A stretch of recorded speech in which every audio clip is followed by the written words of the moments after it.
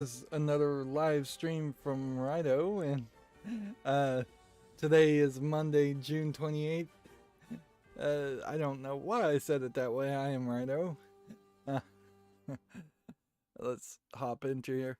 So the Steam Summer Sale is happening, and I think we can pretty much cover that in the accountability section very quickly because there's frankly just not a lot to say. It is by far the most pathetic, wimpy Steam Summer Sale I've seen in at least 5 years. There is a de-emphasis on these trading cards. You get one for about every $10 you spend. I spent $100 just to maintain my inventory of games and tried to do a little bit of catch up, but I was already aching my budget by them moving the Amazon Prime Day. These trading cards go back to being gray if you turn them into a badge until you get like at least one badge, I think, in the summer sale cases, and until you get 3 levels on an average badge. Sometimes it's even 5 levels. Once you've maxed out a badge, you get all of them, and you can actually see the art not zoomed out, as if that really matters that much. Like, they're literally making you spend $10 for what would just be free art that should be released. And that's like all the emphasis really there is. If we go to the point shop, which they are much more emphasized on, they now have profiles where it's giving you basically the same things that would have been sellable on the marketplace: backgrounds, avatar skins, things, avatar frames, things like that. These would have been something that you would have gotten for free, or probably gotten for free and then traded on the marketplace. Now with the point shop concept, nothing can be traded. You can never turn these points that you also get when you make purchases back into cash to spend on games. So it's effectively like the ticket system in an arcade now. So they're really cheaping out there. As far as featured items, even in the Steam sale, there's not really anything specific to the Steam Summer Sale. It's just, well, there's the Forge Your Fate stuff. I was wrong. So, Forge Your Fate items, which is their theme, seems like you can get those. Otherwise, they are just promoting games that I literally have just played. Like Left 4 Dead 2, I finished playing that. Or games that are fairly popular, like Cyberpunk, because I haven't played Cyberpunk, and Resident Evil Village. Although Agatha Christie's I did just finish playing, so it's kind of mixing together too. I did just finish playing Psychonauts. Stickers are kind of random. Here we've got some mini background pictures of some anime girls that must be fairly popular. But they're also asking a massive amount for a lot of this stuff too. It's not really cheap at all to get these customizations, where this would all be free in any other service if it existed. This would all be value add stuff, not something that that you specifically had to pay for. There are some kind of community awards that seemingly you don't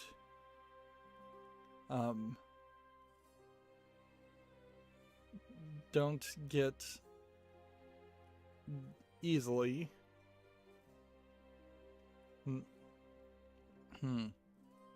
Or you can buy them and then you give them away. I guess that's what you do. You buy these and you put them as like smiley faces and emoticons on reviews, which that's kind of ridiculous. And we really don't need to go over all of this because a lot of this is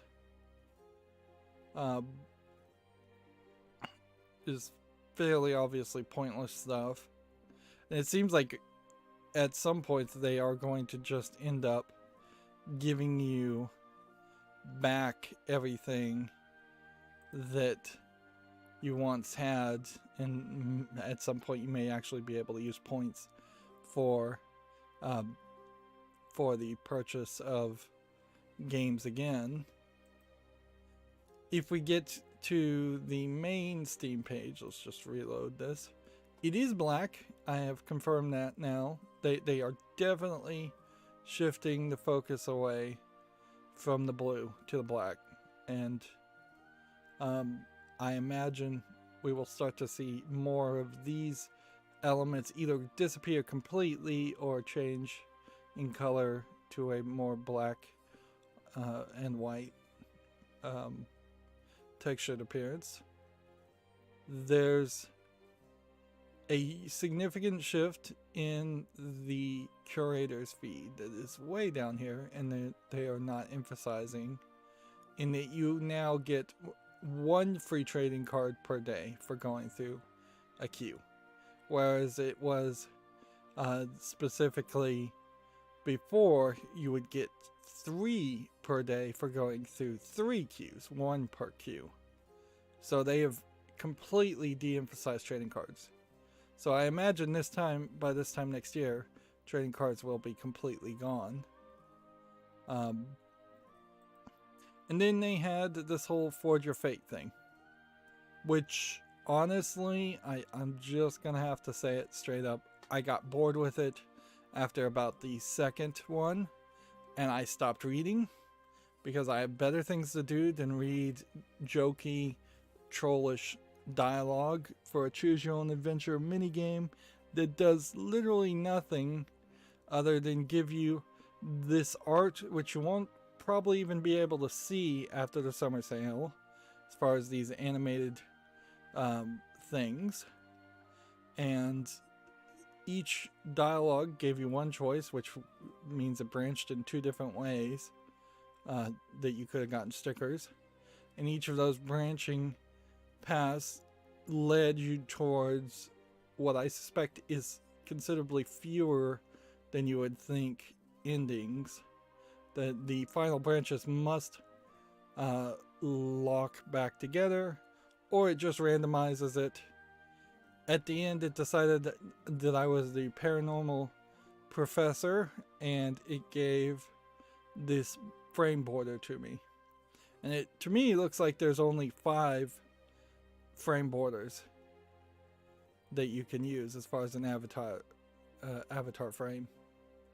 Like, very uninterested in that. Like, if you were going to do an avatar border of something, I feel like there would be something more I would want than just generic images that don't mean anything to me.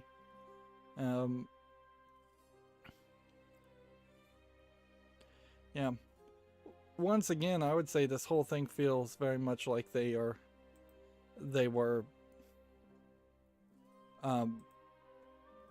there were employees of Valve justifying their existence as an employee who made this content. It is very bad. Alright, let's deal with Shadowverse a little bit while I opt to turn back on the ad blocking on Steam at this level, and I will check out some games.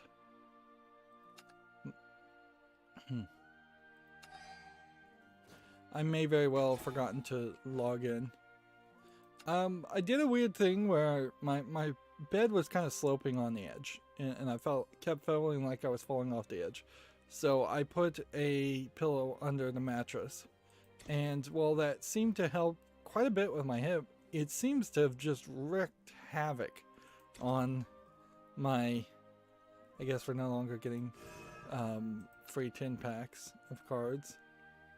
I guess that deal is over. It seems to have just wreaked havoc on my back, and I've been sleeping quite a bit. I don't know if that's because my hip hurts less or if my back hurts more.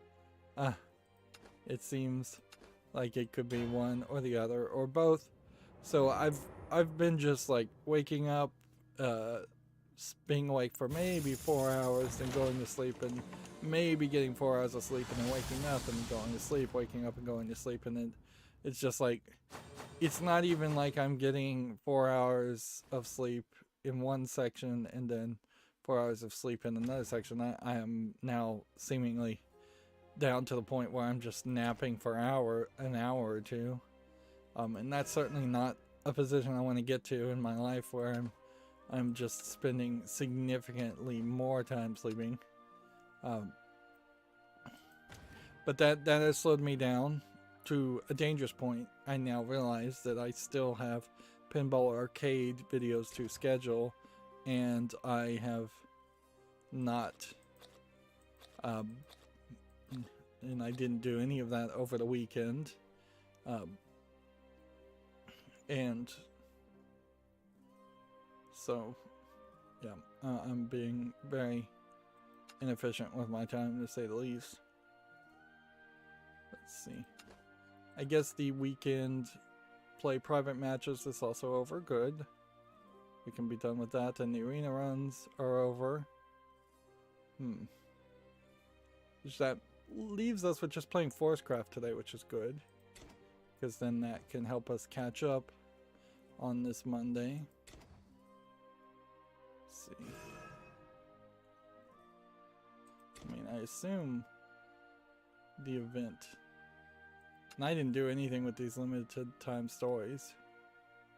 I just don't care. I am just gonna check out as far as limited time stories. If they don't end up in the solo event, then whatever.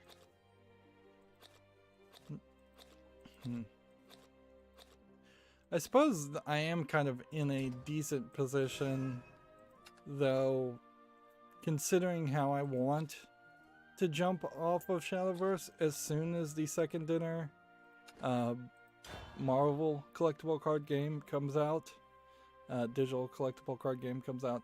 Like, the fact that I am not really invested in Shadowverse is probably a great thing. The only problem is we're still just waiting for that second dinner collectible card game to come out. And it is certainly still taking a sweet amount of time, a long amount of time. Anyway, so let's go through this curation list. Here we have one called Obsidian Prince, which looks to be a card-based tactical placement game. I'll give it a follow. We'll click to the next. Now I might, since I'm logged in, this is a curation feed, I might immediately curate into a adult game, so I have to be somewhat careful of that. They're still promoting the Summer Games Showcase recap, which those two events overlapped way too much. Here we have a game called War Tales. It's not out yet, and doesn't look particularly interesting. Here we have a game called Not Dead Yet, which looks like it's a low polygon zombie shooter, and honestly, I just don't think I could play a non-realistic zombie game that's a first-person shooter. I think you need that realism. Here we have Cactus Cowboy 3, which looks like an asset flip first-person shooter. These curation levels still are 10. Here we have one called Breach Wanderers, which looks like a card-based RPG game. There's probably nothing there, but we'll put it on the follow list anyways. Here we have Vault of the Void, which is a roguelike deck builder. Again, put it on the follow list. The problem with any of these card games and them being early access is that it's just kind of never going to be a audience for that. Here we have something called Zedfest, which looks a little asset flippy, but I'm going to give it a chance anyways. Meanwhile, we'll come over here and play.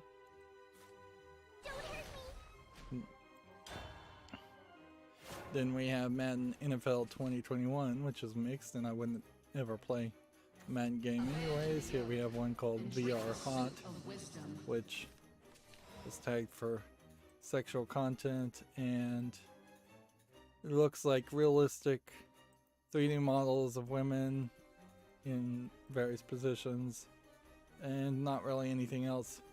Seems like you get really up and close with them and you can grope them. Not sure if there's any real nudity. It says it's got nudity in it. I'll go ahead and skip that though.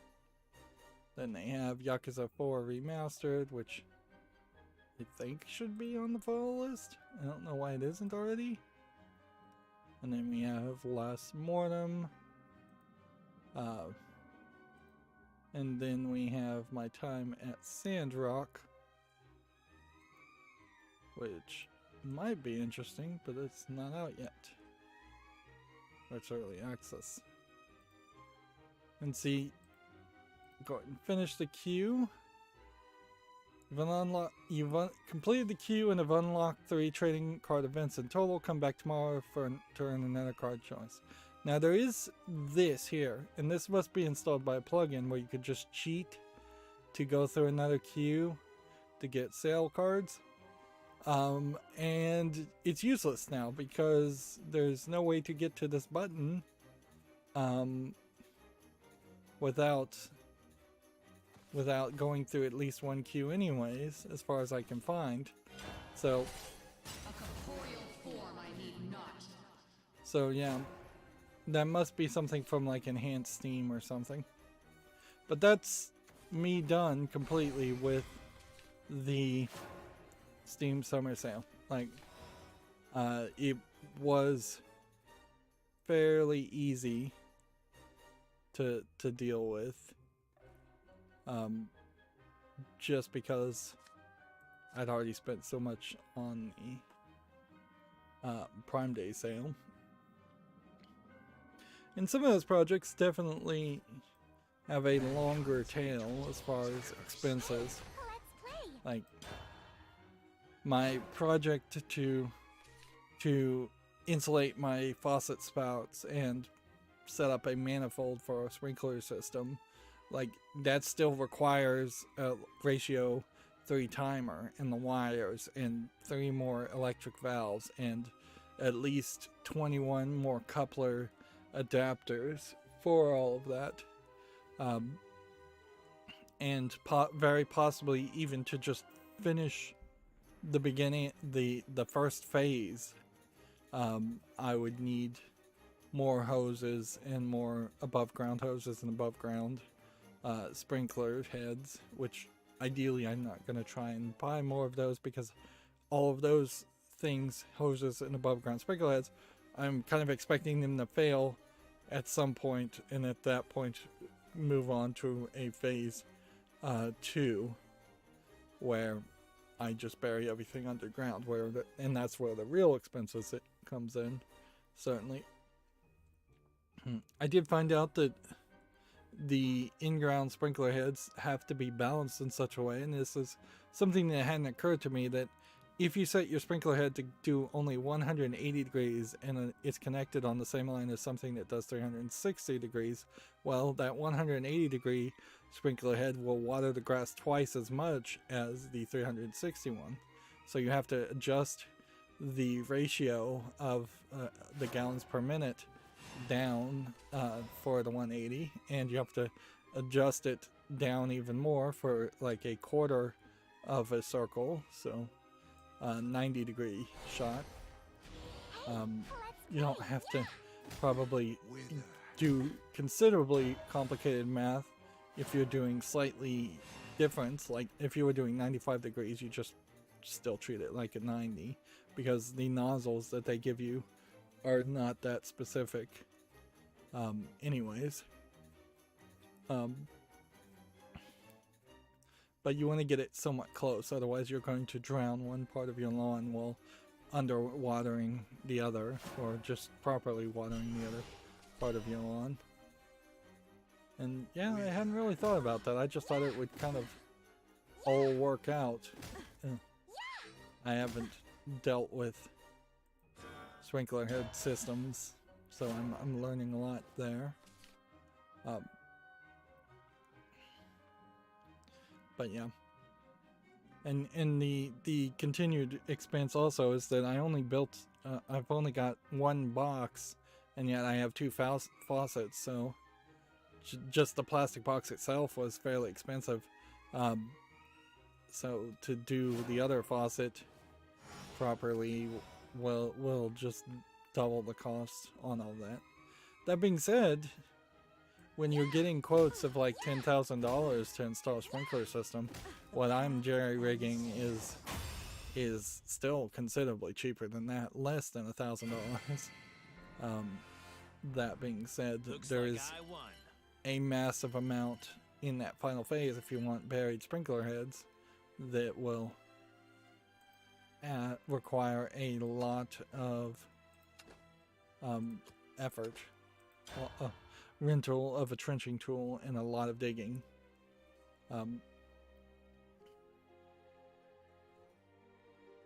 Yep. That's a new card. I haven't seen that one before. And then the bathroom exhaust fan I had, I've pretty much decided I want to replace the space heaters too, so I need to get those whenever they go on sale, with replacing resistive coil space heaters with infrared bulb space heaters from the same brand so it matches. I'm going to definitely need somebody to crawl through the roof and install both of them anyways, so that's going to be like probably $500 just to get somebody who's willing to crawl through the roof and replace the fixtures. And so that's gonna suck also. Let's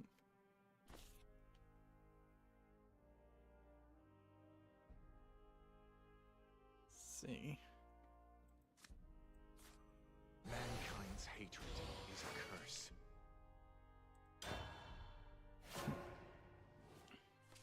But honestly, I guess that was the only two projects that are left.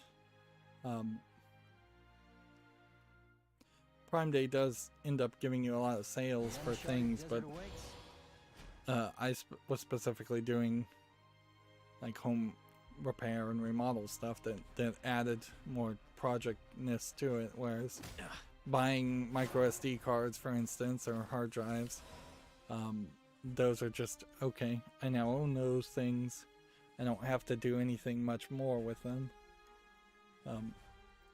Although I do need to do something actually with the external hard drive that I set up as whether I'm going to use it as a backup or something else haven't really thought of.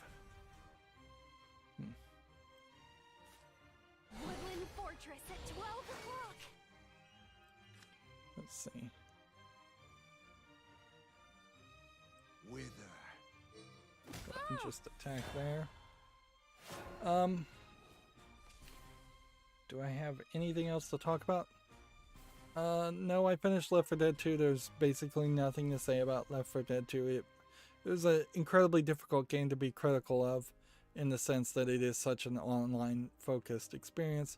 I can say though, I tried to play 2 different modes online and could not get anybody to play it. There were people playing versus, but nobody was playing scavenge, nobody was playing survival, nobody was playing realism versus, I think, either. So that was a disappointment, to say the least. But honestly not super surprising either for a 12-year-old online focused game. And then I started playing Hellblade: Senua's Sacrifice, which it's very weird that this is I believe, Ninja Theory game, not to be confused with Team Ninja, but I may very well be doing that.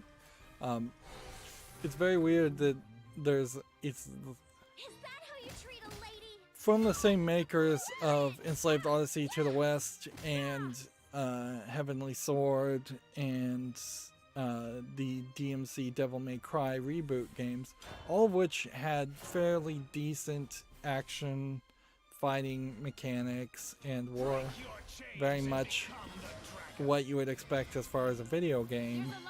And then you start playing Hellblade, and it is almost equivocal to a full motion video game that you would see in the 90s, where you're seeing a lot of cutscenes, and the only thing breaking up the cutscenes are these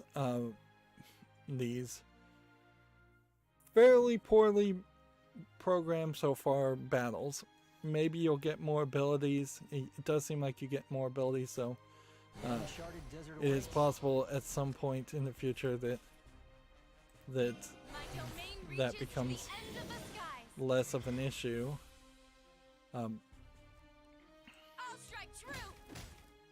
But when you first get into these battles, you're getting 3 or 4 people, even on easy, 3 or 4 enemies attacking you. It's fairly difficult fights. You have to kind of counter. You wait for them to attack, you counter, then you do a few slices. It's not a high action game. There seems to be no projectile attack. I can't help but think that the new God of War game, which I think only came out only a few months after Hellblade, probably ate the lunch, both in the fact that it was thematically a Viking game too, and in the fact that God of War's gameplay mechanics and video game-ness of it was just way more prevalent and obvious. And honestly, I think the story is probably better in the new God of War so far from what I've seen. But yeah, all you have are these like perception puzzles where you have to walk around and find a rune or find something in the shape of a rune, and these fighting sections, and that's it. There's also little totems you have to find to get story, more story. But otherwise, you're slowly walking through relatively small areas. And it just kind of comes off as being somewhat lazy. Like the developers of Hellblade did not want to actually make a game. They wanted to make some kind of CGI anime-esque movie, and then they lost any negotiations, or if any negotiations for that fell apart, and then they quickly crammed it into a video game. So that creates a very weird situation where we know there's a Hellblade 2 coming out, and that's why I'm covering Hellblade. But that's going to have to be a very, very different game, and it's going to make the first game feel like it's almost a demo or prologue to what the sequel is going to be, because the sequel of the game, I think, has to be way more of a video game. I don't think you can just have stories. There is big danger, I think, for a lot of people to even play Hellblade, in that the game starts off with you being one of the many voices that Suna hears, and a narrator voice in her head is talking to you directly as another voice in her head. And so throughout the entire game, you are hearing this binaural audio of voices playing into your headphones, which I recommend you play with headphones, making it feel very close to hearing real voices in real life. And so if you have like any mental problems whatsoever, I cannot recommend playing Hellblade. It is very, very likely to trigger a mental condition into anybody who's even slightly weak. Now, I will say, often when people hear voices, they don't hear clearly spoken words, so they kind of missed a thing there, where sometimes it often comes off as just mumbles and whispers and general feelings that somebody is speaking around you or talking about you around you. But that's harder to depict. Frankly, a lot of emotion and mental problems are extremely difficult, if not impossible, to depict in a game, and so they're trying something very, very groundbreaking and even attempting something like that. But I don't know if I can say they succeeded in that attempt so far.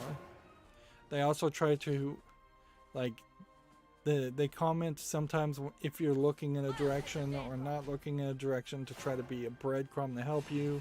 They also try to trigger other fears. So there are sections when you're crossing a high beam or a high place, and in crossing that level, they look down to try and activate anybody's fear of heights. There's a section that's all about fire, so if you have fear of being set on fire, which I guess somebody has that. Somebody has every kind of fear. I wouldn't be surprised if there's a point where you get like constrained and trapped in small spaces. I wouldn't be surprised if there's a drowning section, an aging section. The character has seen herself die in hallucinations or actually died, and the game is just like respawning her. The whole game is firmly established as very easily taking place in the mind of the of Suna, and it's not a literal accurate depiction of what's happening as far as what you're seeing. It's very possible Suna is just having a mental breakdown somewhere and dreaming everything that occurs in the game. I shall give birth to a new world. The biggest problem so far I've had, though, with Hellblade is the fact that it crashed. I had turned VSync off, and I turned it back on, and then I went for an hour, 50-minute episode, and it didn't crash on the second time. So I'm hoping it was just my super powerful graphics card, which should, even though this is a 2017 game, so it's fairly new and is a very heavy on the visuals game. I still think that my 2080 should be able to handle it at 1080p. The GeForce Experience wanted it at a higher resolution, and then I said no, I'm not going to go above 1080p. There's no reason to scale up just to scale it back down. There's an anti-aliasing reason for that, but it just puts, I think, probably too much pressure and load onto my graphics card to scale it up to high resolution, scale back down, record it, and then code those frames with OBS.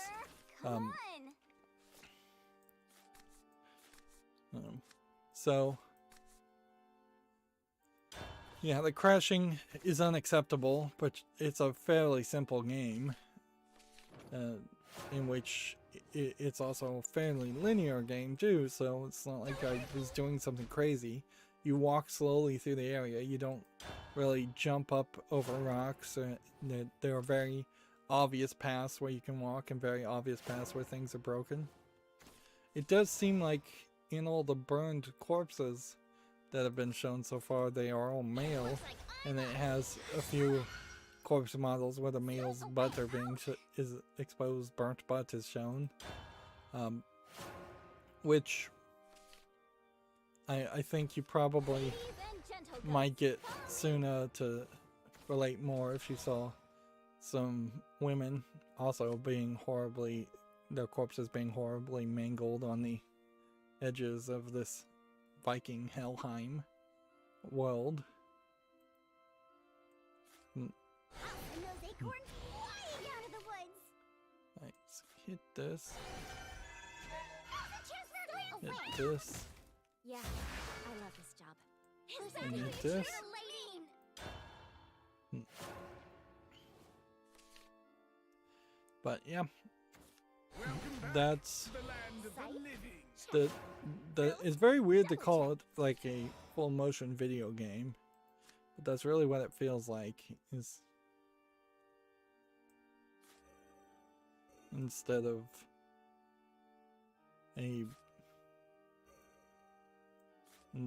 like trying to compare it to a Telltale game, which would be the other way you would Everyone needs an consider afterlife plan.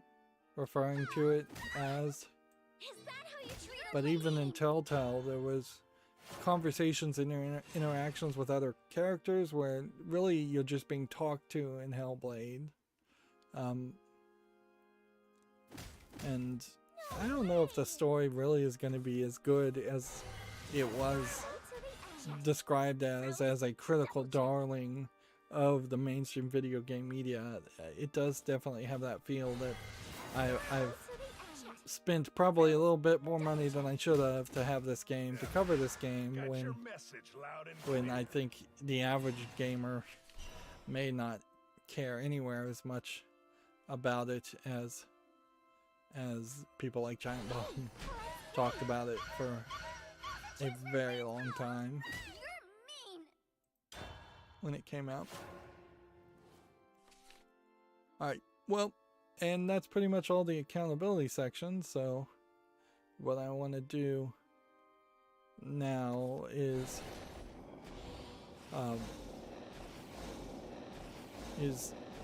run through the news, because while there isn't a ton of news, there's a ton of games that we had left over on Friday, and I think the Steam Summer Sale ends on July the 8th. So yeah, we want to just burn through this. Potentially, if we can, have a shorter experience. We always are trying for that. Hey, let's play. And then The hunt has only begun. move on. I need to do some scheduling, clearly. Take some breaks for that. I definitely did want to work on my RetroPie setup, but I'm kind of in a weird position where I don't want to have to unplug my monitor to plug in a different thing. Double check. And my small monitor, which is what I was using it on, has literally only one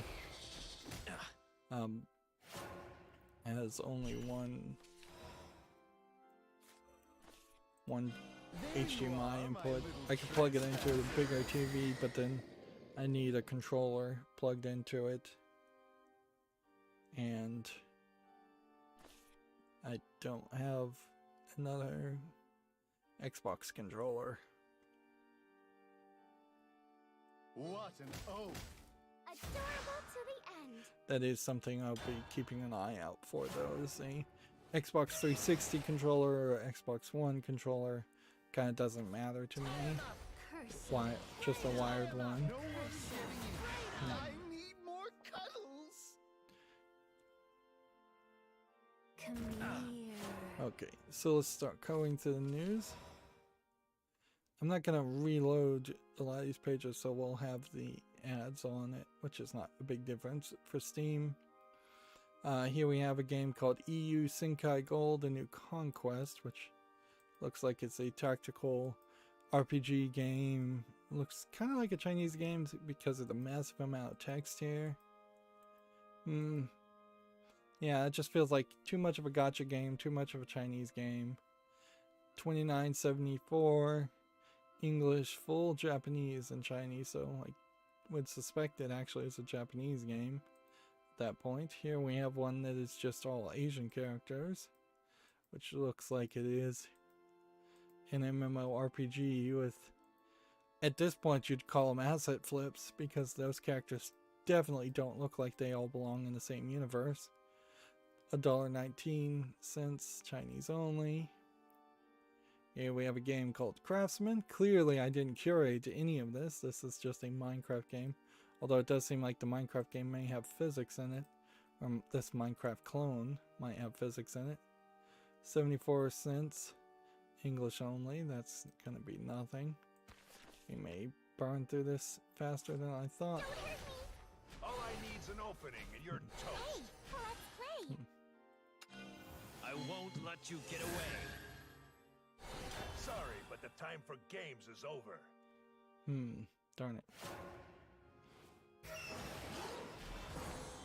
Next we have a game called Wrestling Revolution 2D, which, well, I don't hate the idea of this type of game. I hate the visuals Got of your this message loud and implementation. clear. $4.49 English only. Here we have a game called Seek Wife that's tagged as sexual content and nudity, so I won't show that. I shall give birth to a new world.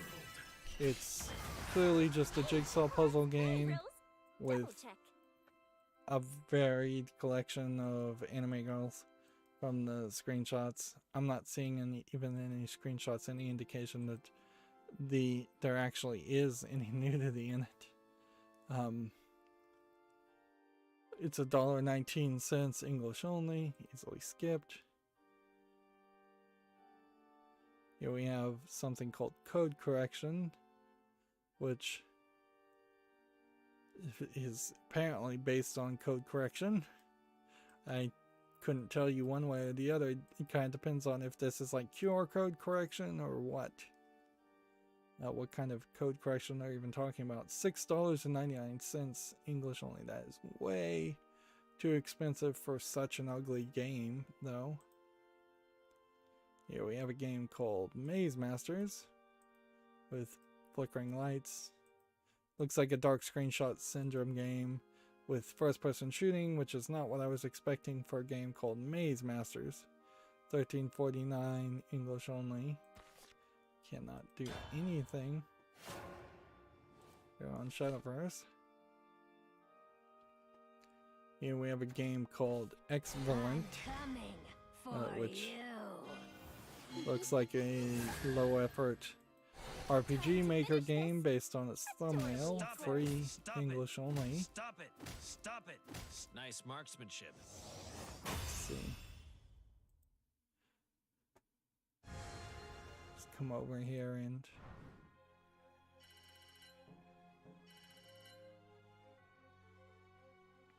specifically this week I did not but open any articles from the gaming Envision gaming community or whatever that third news source I was trying to have.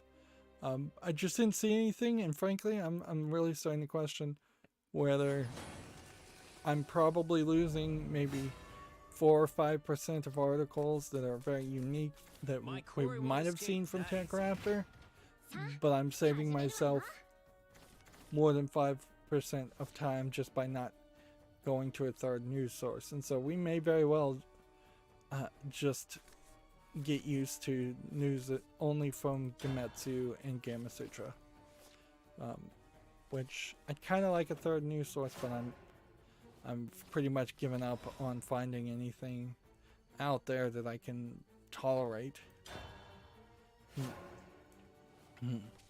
Oh, I should mention that apparently the creator of an emulator, BSNES, I think, died. Seems like there is Kiwi Farms, it sounds like, is trying to make more controversy around the character than probably it deserves, and that seems like if Kiwi Farms is involved, it's usually some low tier drama that doesn't really deserve the light of day, in my opinion. It looks like I'm up. So like the real news there to report on is that the creator of the emulator has died, What's with the cuffs? and we'll just leave it at that. Play. I'm sure there's enough people interested enough to continued the emulator working. Emulation Station, for instance, was abandoned in like 2017 by its original creator, and RetroPie just forked it and continues to maintain and update it. So it seems also kind of weird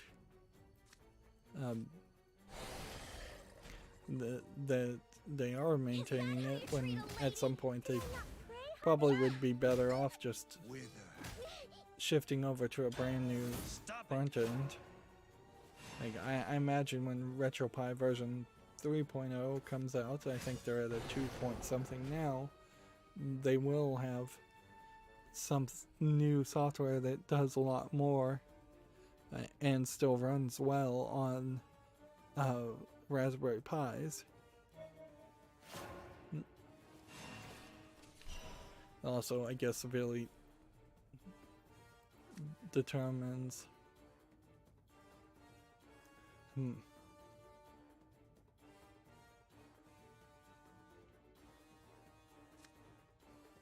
yeah, it gives a All I need's an opening and you're toast. a question certainly as far as Sorry, but the time for what games the is over. Raspberry Pi will look like in a few years, Is that how you treat a lady? particularly with the chip shortage. Moving on though, news. I don't want to lose any momentum here. I'm actually feeling a little sleepy already. We have a job listing here. Sucker Punch is hiring a combat designer in Bellevue, Washington. I saw a review for the game Wet, which is this old, like, first-person shooter, high-action parkouring mechanic, shoot while you're jumping in slow time, kind of Matrix-style movement game that wasn't particularly written well and wasn't a particularly good game. But it was made by Bethesda, which makes an interesting thought. Like, now that Microsoft owns these companies, they probably want the maximum amount of possible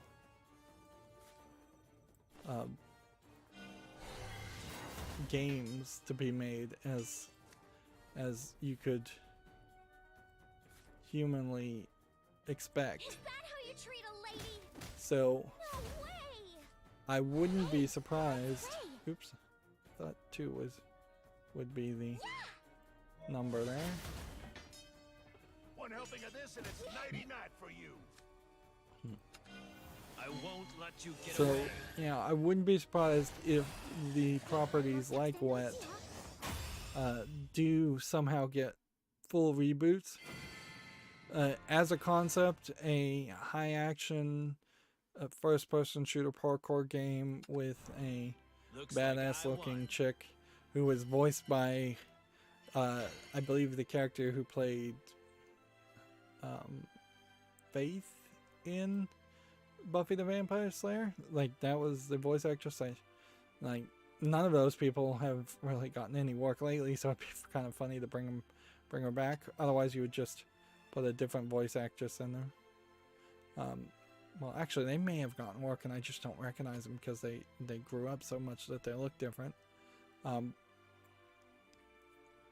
But yeah, if they did a soft reboot on Wet, which is kind of a terrible name anyways. Wow, we are already done with the daily missions. We are 48 minutes in and we are done with the daily missions.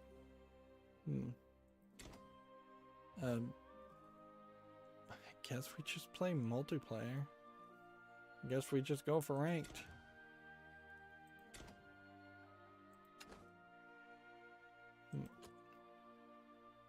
But what we'd really want to see here is tournament winners. Winning decks. So, can we make a rotation winning deck as far as this? Nope. We would need a massive amount of vials to build up these cards for this deck. We would need slightly less vials for this deck. Slightly less for this deck. Slightly more for that deck. Slightly less for that deck. More for that deck. That one. I basically would have to write down the numbers here and try and figure out which deck could I make that would be a tournament winner, that would use the least amount of vials. We just aren't anywhere close, obviously, to a lot of these.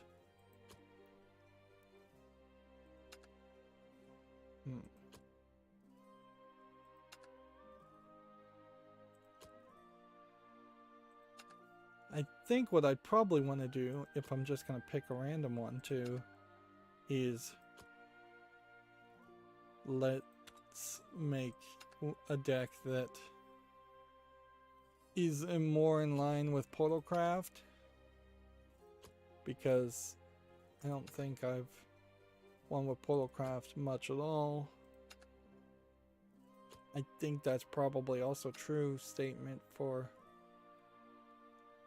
Runecraft and Spellcraft. This would just wipe out a massive amount of my vials if I was to build these decks. I don't think I win much with Shadowcraft. This one wants us to have 50,000 more cards, vials. Yeah, I am missing a significant amount of Shadowcraft cards.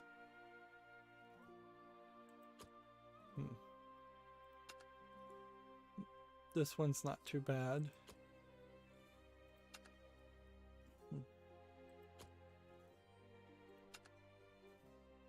But I can't help but feel like what I should do really is just get one of each card. I'd rather just have the art, knowing that I'm going to leave Shadowverse and kind of stop playing it as soon as the second dinner Marvel card game comes out. I would like the legacy on this account to be that I can go back and look at the card art much more than having 3 copies of something.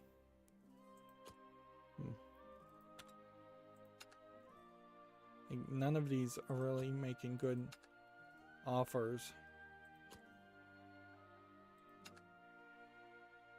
This one's probably the cheapest at 7,000 for a Holy Sanctuary Havencraft.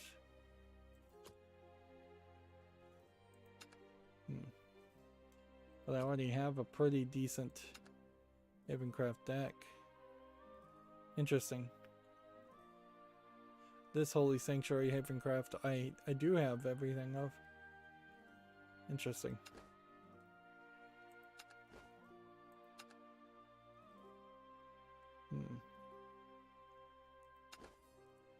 Let's see. Let's see. Holy Sanctuary.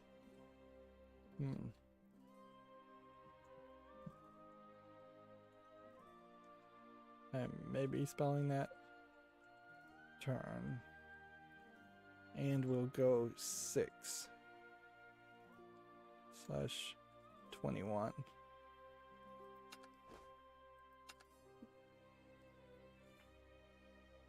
And see, that may very well not be any different than this deck. Anyways. Let's see, where were we? Winning decks from the Cinderella Cup.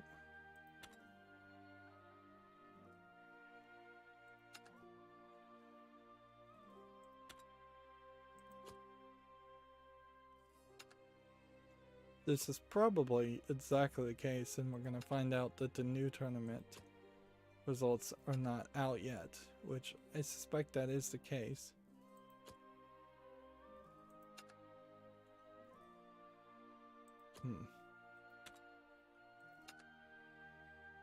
So yeah, I don't think there's a significant enough argument to go this route, even though this probably would help me win a little bit better.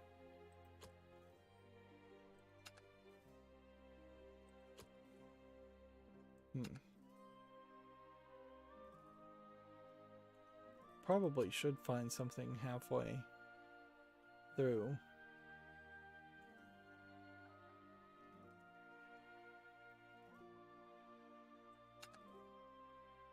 Let's see.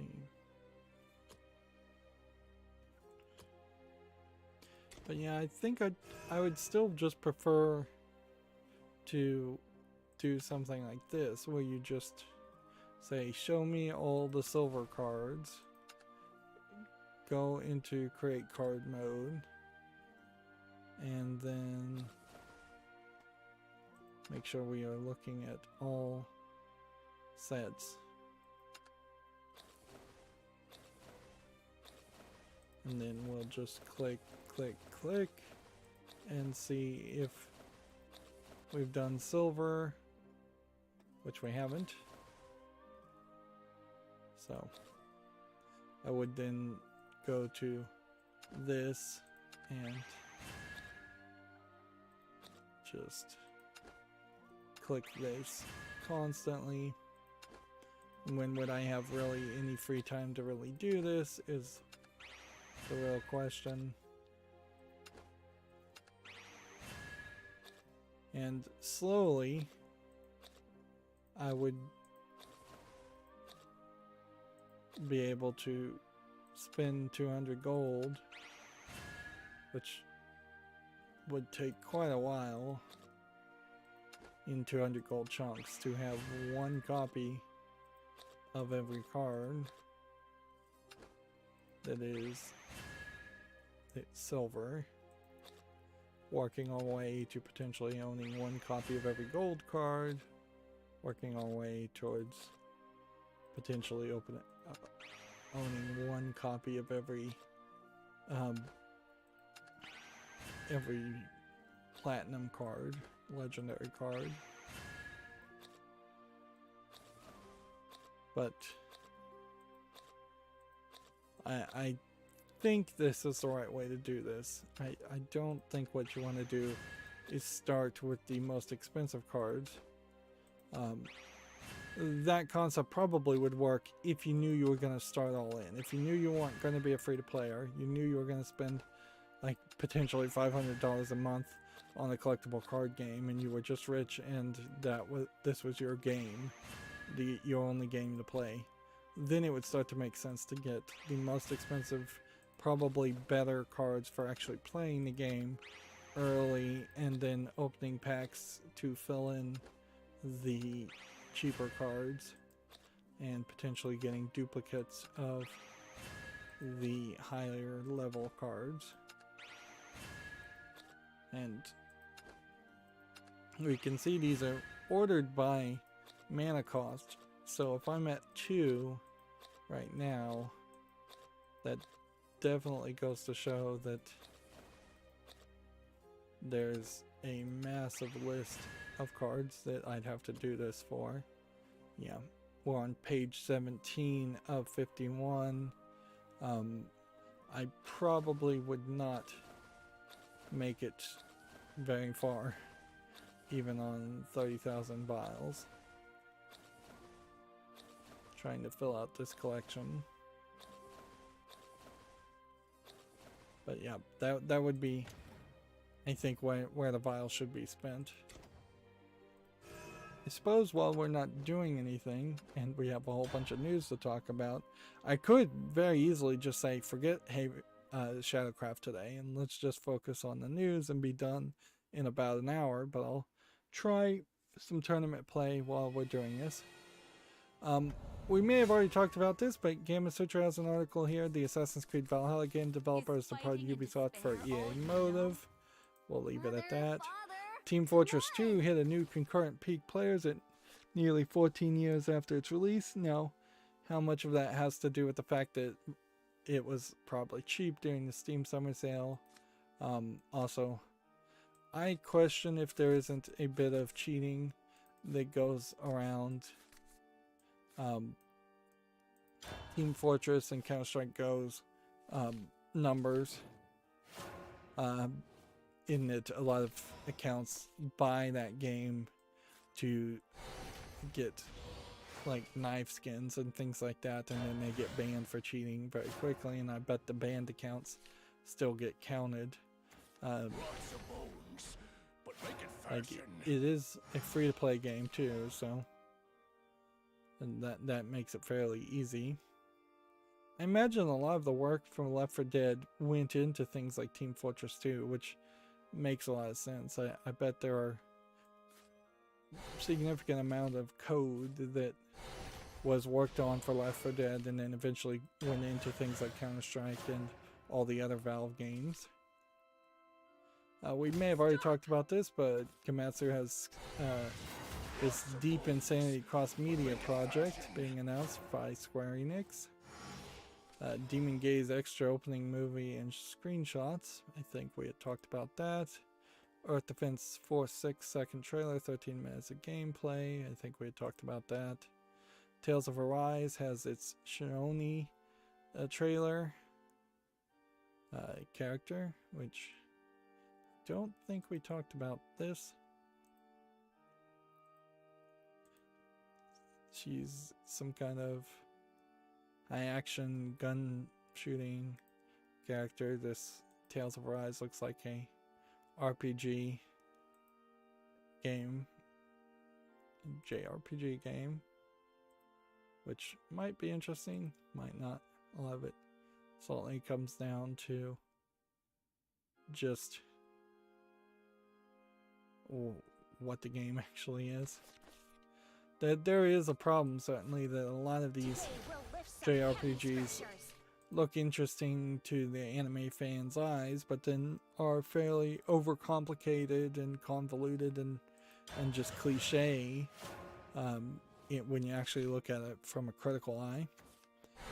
Gematsu says Grand Blue Fantasy vs. DLC character Seox launches July 13th, and shipments and digital sales have topped 500,000, which that's basically 2 announcements in one. Let's see, there was a Mana Series 30th anniversary live stream event. They announced Trials of Mana coming to iOS and Android on July 15th, which this looks pretty good for a mobile phone game. Is there more of a trailer? It's inside this 2-hour and 30-minute live stream. You can see a little bit of footage. Let's see. What do we want to do? I think we probably just want to do this.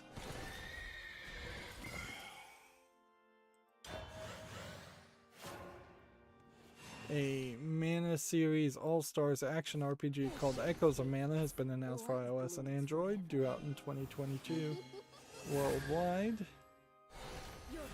And here we see what looks like several characters from several Mana Series games. Remember, they did say about a year ago, last time they had a Mana event, that they had a massive amount of things. One second, someone is knocking on my door. I'm gonna be right back. The things I do for fashion.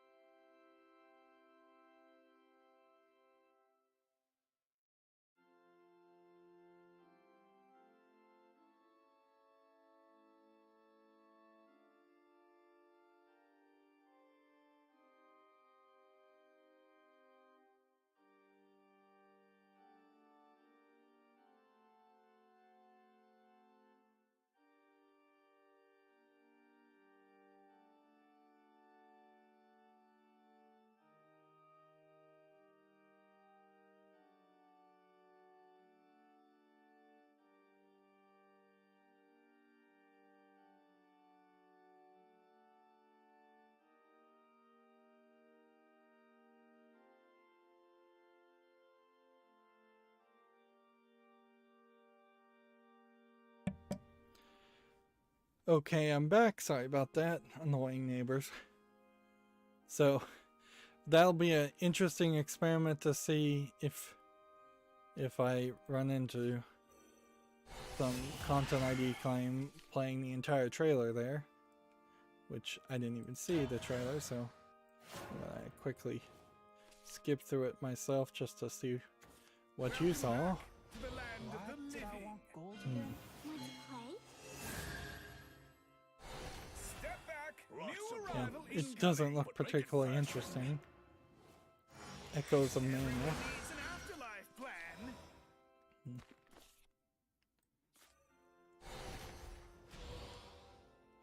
Okay. So restore to defense to the leader, or I mean, I think that's pretty much all you can do. Is that, and then that, and then that, and I think that's pretty much all you'd want to do. You're done for.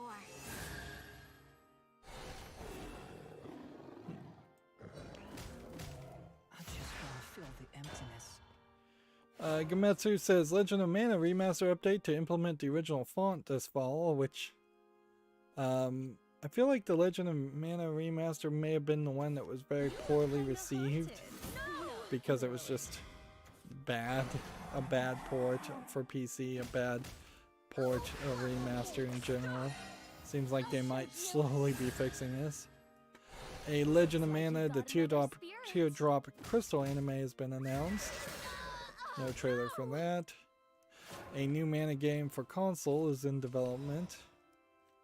Am I confusing the event that happened? Yeah, I think I am. I think I'm confusing the Dragon Quest event where they said they had 22 games in development with this Mana event. Yeah, I am. So, yeah. Apparently we are going to get a massive amount of both both things. So lots of Mana games, lots of Dragon Quest games in development. It is probably a slight indication on how the Japanese game developers are trying to get back to their roots, and they're not really experimenting with new things, and they're not really experimenting with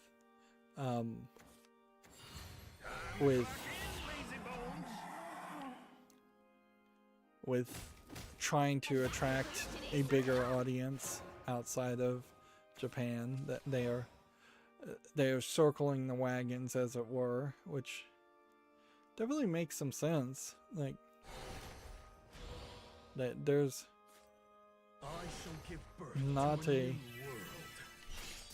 lot of faith right now, and I agree with Japanese companies on this point that they really shouldn't have a lot of faith that they can sell something that would have worldwide appeal. There is not a soul without sin. The real battle. Because I think the pandemic certainly has limited the amount of people's budgets. You will know you've got a death wish. Step up. Thus, the world begins. Let's see.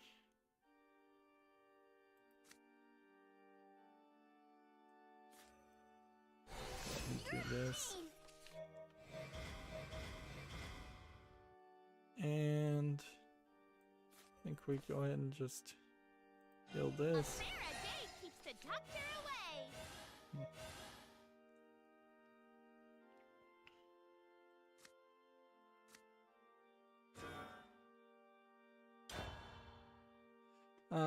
Here we have a game on Steam called Terra Firma, which seems like it's a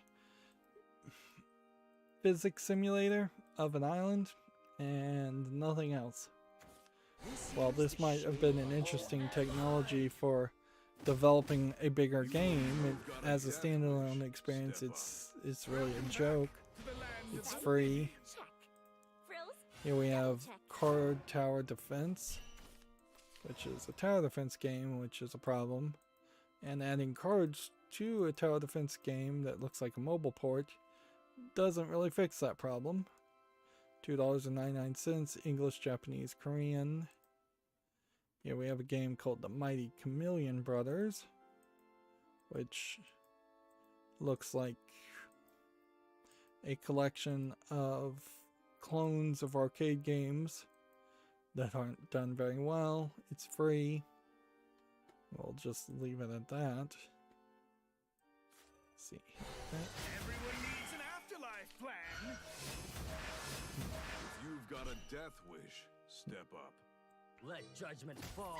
Thus, the world You're too begins. strong. Here we have a game thrice in a row, a new adventure, which just looks like it's a match 3 I pray game. that you will be freed from suffering. $16.99, way too expensive.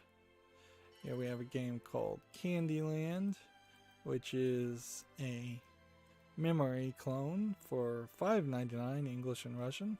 Yeah, there's no curation here. Here we have a game called Castle Champion, which looks like garbage, for $1.49, English. We can burn through these games very quickly if this is the way. This is a sock pop game, so we know it's garbage already because this is the developer that just flooded Steam. Honestly, I would say this game doesn't look terrible, but it doesn't look good enough that you'd actually want to pay $4.99 for it. English only. Here we have Mecha Tactics, which looks like it's a hideously put together garbage character posing game as far as I can tell. That's what all you can do with it. $1.99.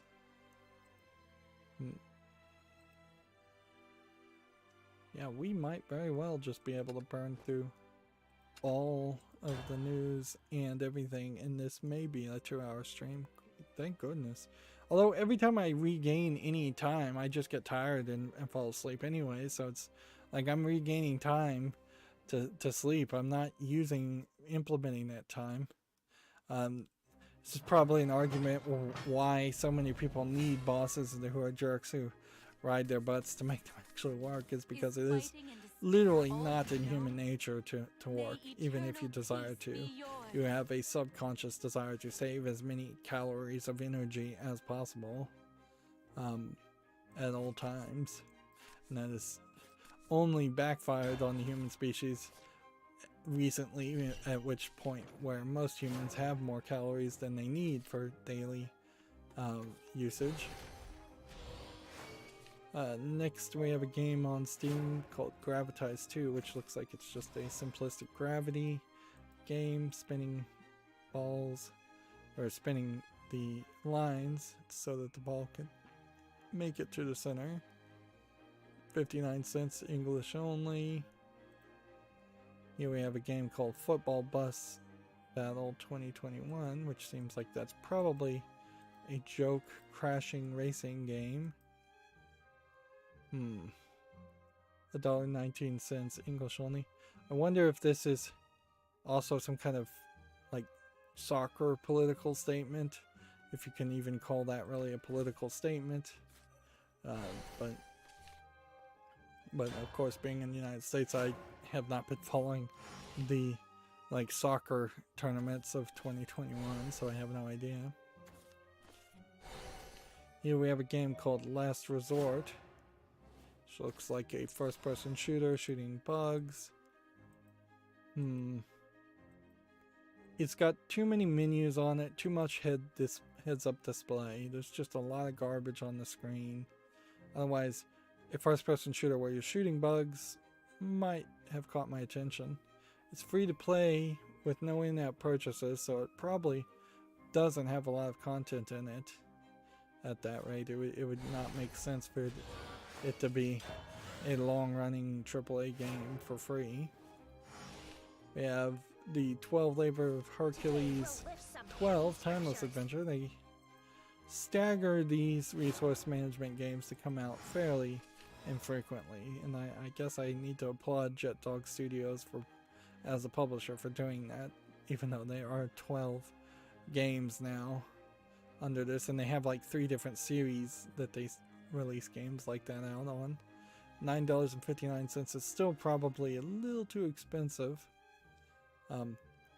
The thing you would think is that with the 12 Labors of Hercules and this being the 12th one, that this would be the final in the story, each game being one Labor of Hercules. But I suspect that's not the case at all.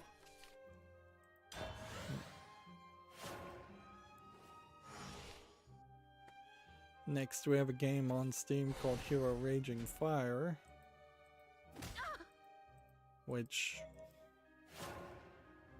looks like nothing, looks like a Chinese cheap demo of a game, $2.99. Yeah, we have a game called Lynx E6. Is this a golf game? Yeah, it looks like a legitimate golf game too. Free to play, but then course packs adding up to $35.97. Third party account, third party EULA.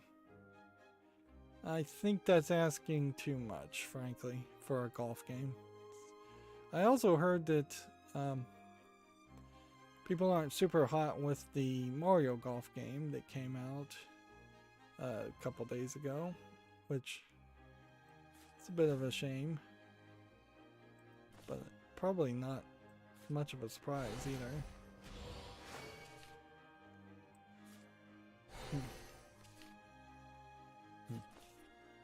It looks like I'm up. Stop! Yeah.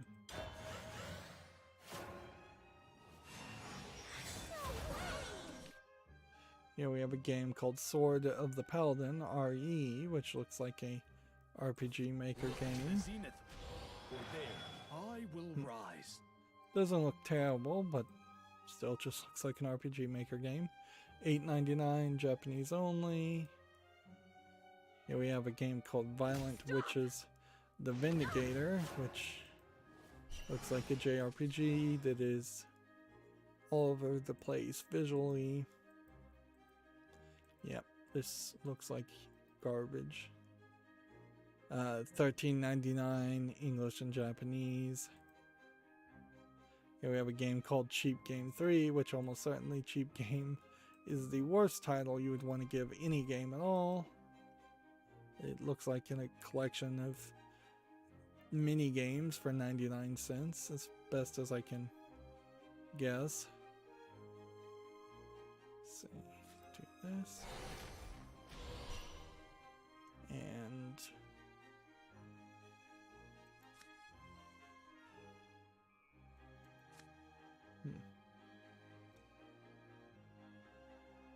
go ahead and do this. It looks like I'm up. Ah! And that concludes today's sermon. And then we'll end the turn.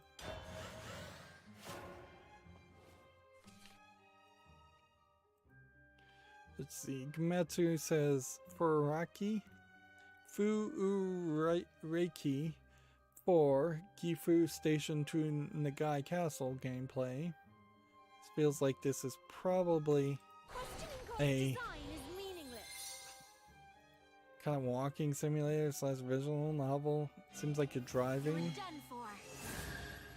Interesting, driving a car in a video game in Japan. No!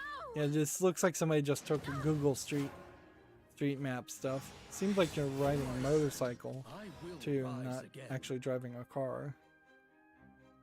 I can't imagine though that this is a game anybody really wants to play. Dynasty Warriors 9 Emperors has a debut trailer, which it'll be interesting to see if people are still willing to play Dynasty Warriors games or not.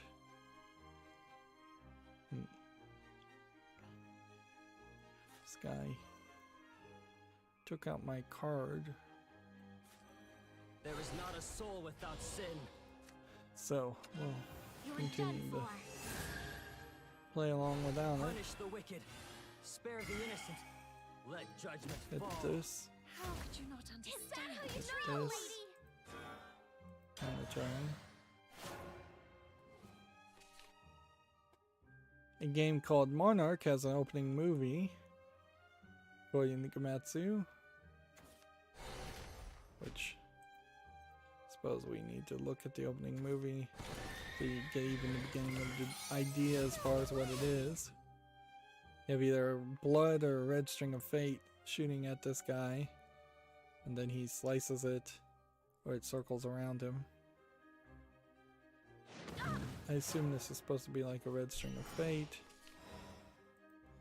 This is the problem with any of these opening movies, though, is that you just don't really know what the game is at all. He has like a crown above his head, and that's about all I can figure. According to this, it's going to be an RPG game. And certainly a lot of these announcements in RPG games are questionable, to say the least, as far as whether they're going to have relevancy.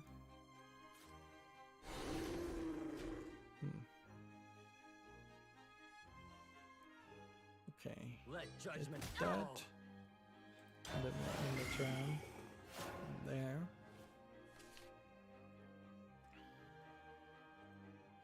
Here we have a game on Steam called Brass Birmingham, which looks like it's a board game turned into a digital version. Seems to be a fairly complicated board game by the looks of it, but that might mean it's actually very good.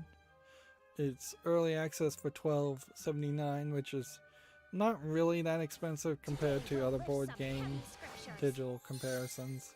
They kind of have to get above the $10 mark because they're selling the actual board games often.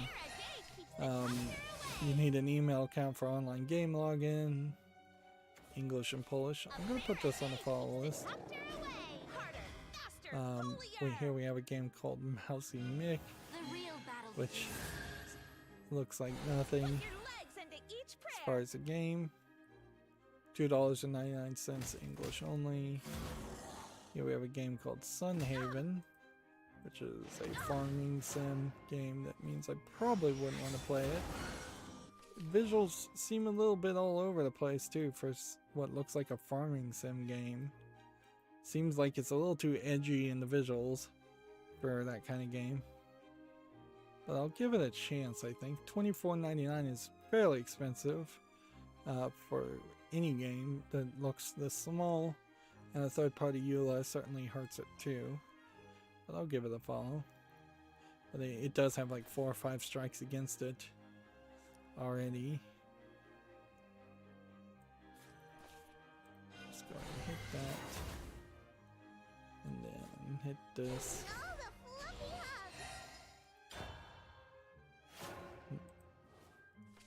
Here we have a game called Rep Trails, which looks like nothing. $9.99, English and German. Here we have a game called Sachi Bato President, It's Time for Battle, Maju Wars, which looks like it's a turn-based placement strategy game. Probably not something that I'd really want to play, but I'd like to see some more reviews on it. Apparently I'd already put it on the follow list. Right now it's $1.99. I definitely used SteamDB during the summer sale way more, this plugin. So I definitely eliminated games that had been at its lowest price 10-15 times before, because I know they'll just go on sale again, and tried to focus on things that are at their lowest price so far. Apparently this is part of the Neptunia game, so for $1.79 I could actually get it off for, I could get it for 91% discounted, which that's an interesting thought. I don't know if that's the best thing to do. Try not to spend extra money.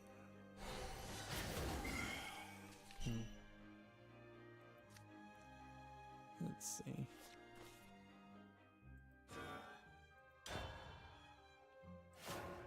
Let's see. Here we have shall give Taisho Exilis Epilogue, which is a otome / young maiden visual novel, which The time for I judgment guess and we redemption put this on the follow list and see how the reviews go. There's a whole collection, and the first game is on my wish list. So, actually, I guess if the first one is on my wish list, I don't even need to go any further and put this on the follow list. Because if I was ever going to actually buy this, it would have to be, I would have to look at each of the other parts of the games, of the serialized experience. So I can just leave that be. Here we have a game called Dress Up Pups, which is a match 3 game, $5.39, English only. Here we have a game called Martian Goes on the Attack, which Is fighting and looks like despair all you nothing. know? May eternal peace be yours. $1.19, bunch of languages. Nothing more to really say there. Here we have a game called Kingdom Builders. Yeah, I'm just trying to burn through all of this. We probably don't even have that much. $8.99 English only. A city builder colony sim strategy game with a cutesy art style. I think it deserves a follow, but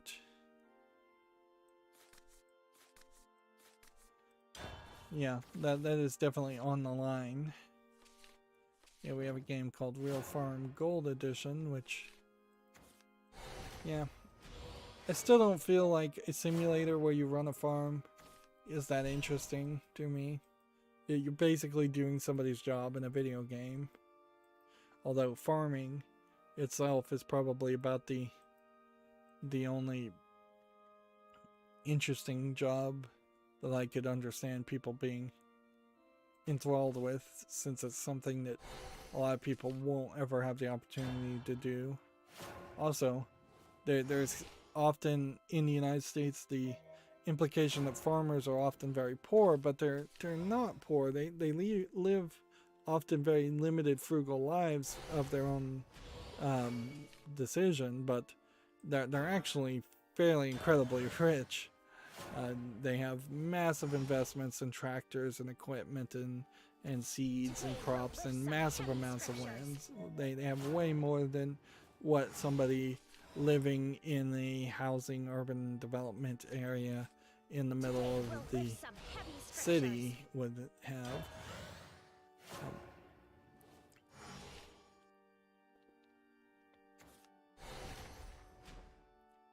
No!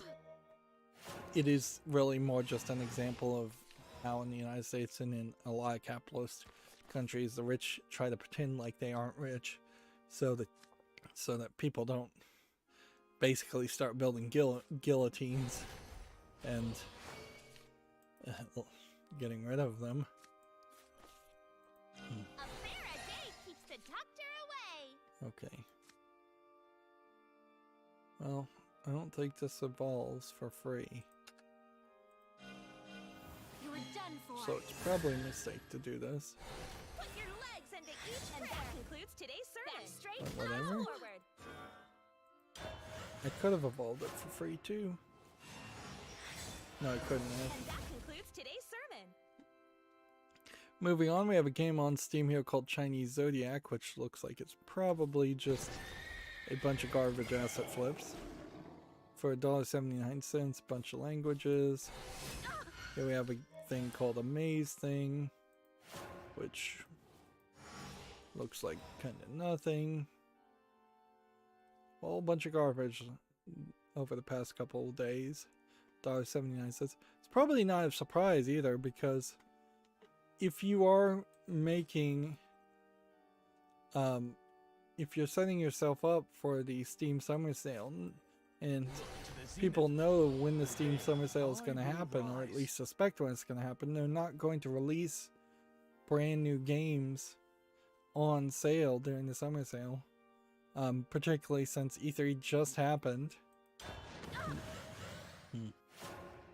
Well, you might release brand new AAA games during the summer sale, but a vast majority of low-effort game developers would also flood the market during the summer sale. And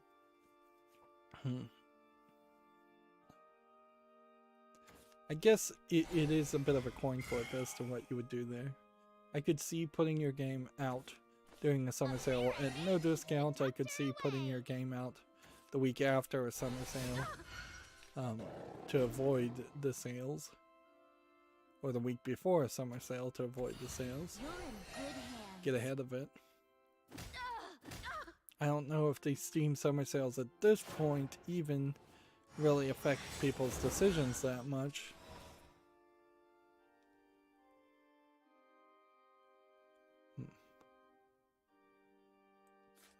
I shall give birth to a new world.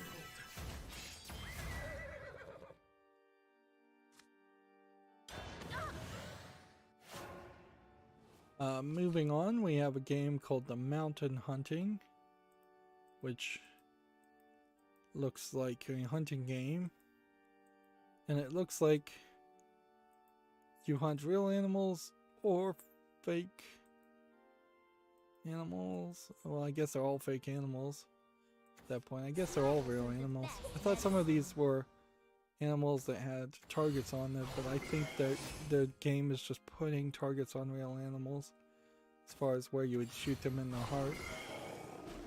$14.99, bunch of languages. I think there's a reason to give this game a chance, a small chance. Here we have a game called Global Aviation Dream, which looks like garbage, just all text, English and Chinese.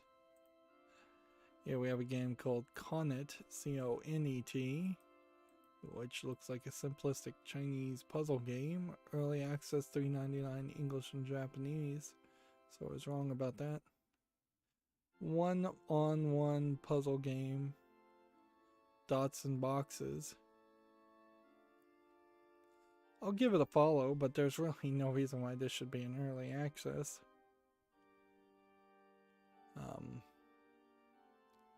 Okay, what can we do here?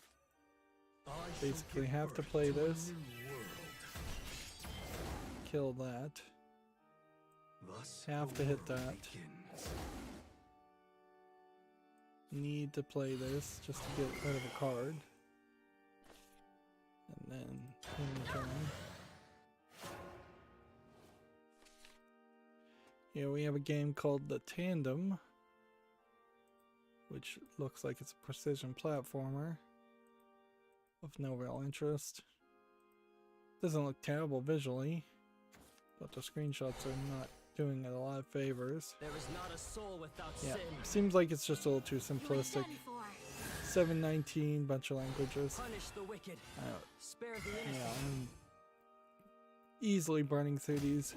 Which is, I should be doing this every time I look at games. I should just be able to burn through games very quickly and just give a very flippant first impression. I often hem and haw over whether a game deserves to be on the fall list or not. And then when I go and do fall list cleanups, there's just a ridiculously long fall list of games that really should have never been considered in the first place. This one does look somewhat decent though. $8.49. I'm gonna put this on the fall list for Shipwreck Escape. But it does certainly benefit to be able to just eliminate By your will, O Lord. options. Okay. Go ahead and bring that back up to 20. Then in the turn. Here we have a game on Steam called Super Mambo Quest. Interesting. View article in PC Gaming Wiki. View on Steam database. Interesting. It seems like they're The real adding something here that hasn't existed heaven before. or earth shall be your refuge. Super Mambo Quest is a Metroidvania that actually looks like a game. we've basically not had any games that looked very much like games so far today. So, yeah. That looks interesting. It's coming soon. English, Portuguese, Brazil, early 2021. I think I have to skip things though that don't have actual release dates. I think that's just asking too much otherwise. There is not a soul without sin. The real battle begins. Punish the wicked. Spare the innocent. How could you not understand? Meanwhile, do we want to end the turn or play that? Stop! I think we'll end the turn.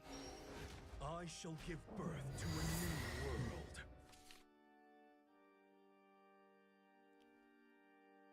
Next we have a game called Be Fence Be Mastered, which is a tower defense game with bees, which isn't a terrible By thought. your will, O Lord. It actually looks fairly This is where nicely I truly shine. animated. And a remaster of a tower defense game is a weird thought, but not a terrible thought if it was fairly good in the first place. $8.99, bunch of languages. I shall give birth. Do I want to play a tower defense game though, even if it is fairly good looking? I still think the answer is no. Like, I just don't see how I can get around that idea. Best medicine. Thus the world ends. Okay.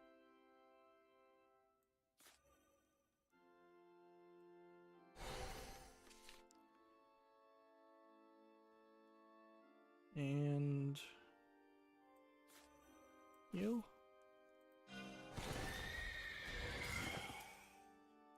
And in the turn. Stop! Oh, way!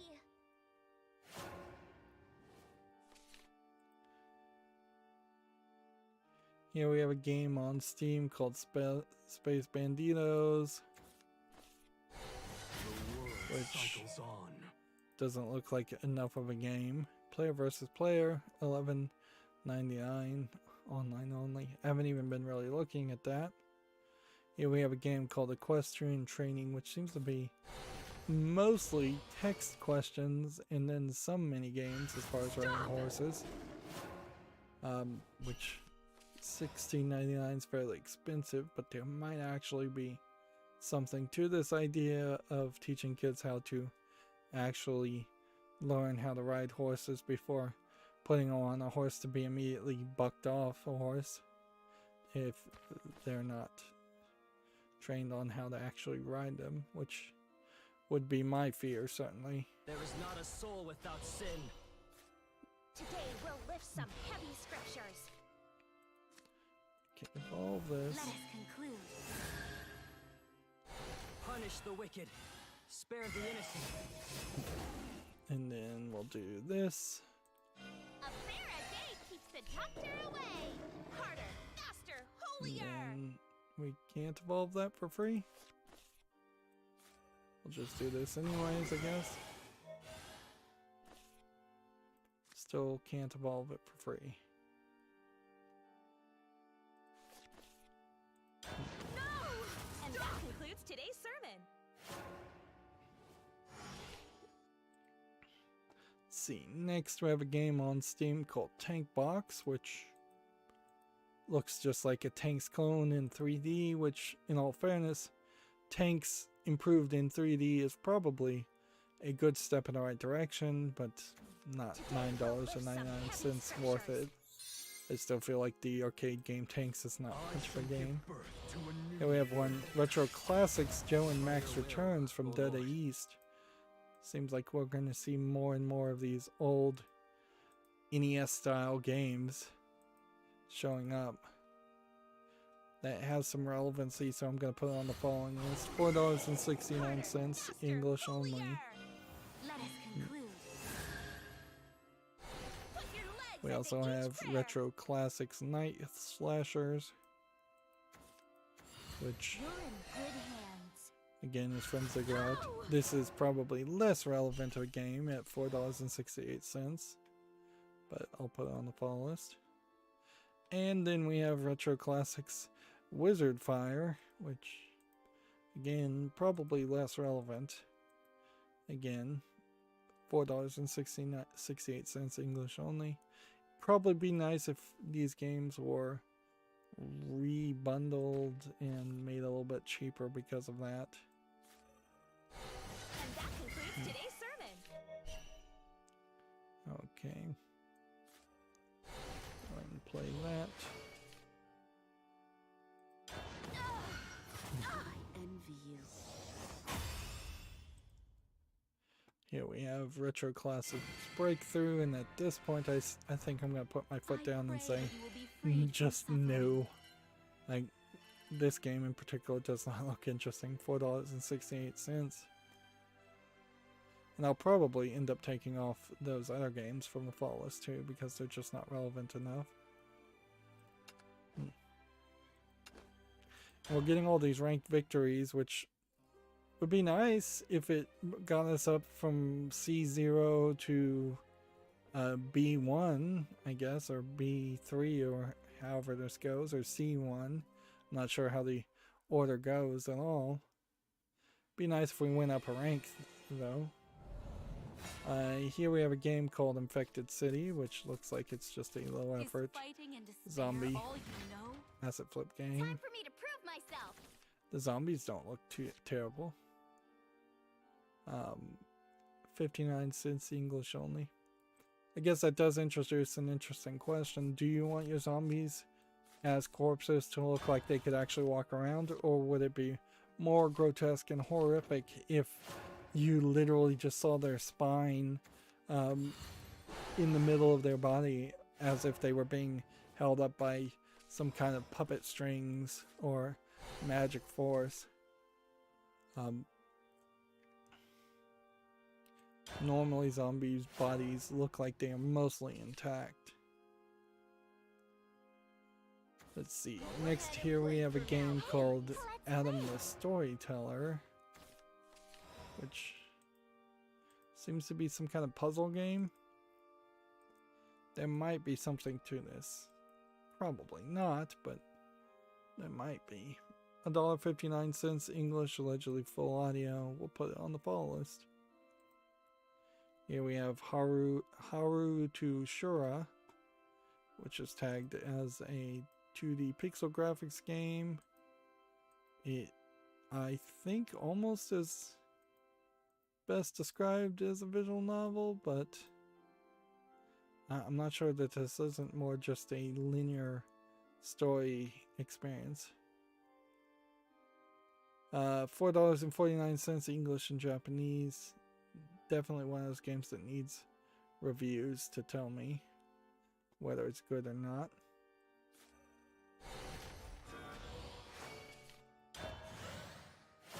Let's see. According to Gamatsu, Pathfinder Wrath of the Righteous is coming to the PS4 and Xbox One this fall. PC version is due out on the first on September 2nd. Which, yeah, I'm not really familiar with the Pathfinder series as to what it is. Looks like it is maybe a RPG game with kind of tactical placement. I kind of have the feeling right now where I want to get away from slow moving games. And this doesn't look particularly slow, but I'm a little bit tired of the slow moving games. For sure. It looks like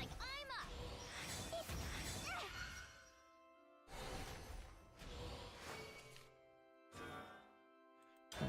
I do want something that is more of a high action Bayonetta DMC type game.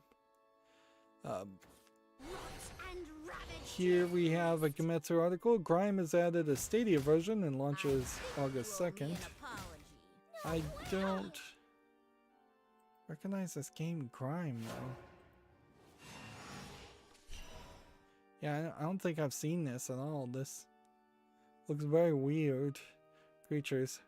Kind of a Tim Burton-esque Beetlejuice characters in a kind of weird hack and slash platforming experience. Is this coming to PC?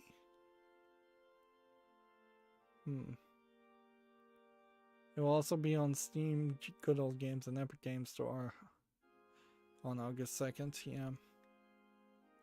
Really, it's just the first I've heard of it.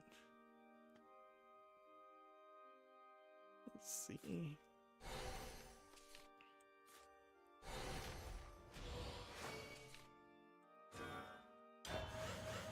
Let's see.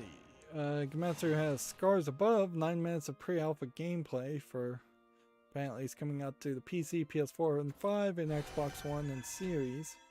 It's a science fiction third-person shooter due out in 2022. Let's see what it looks like. It definitely feels kind of like a Final Fantasy looking game. With guns going through some kind of alien world. Shooting monsters.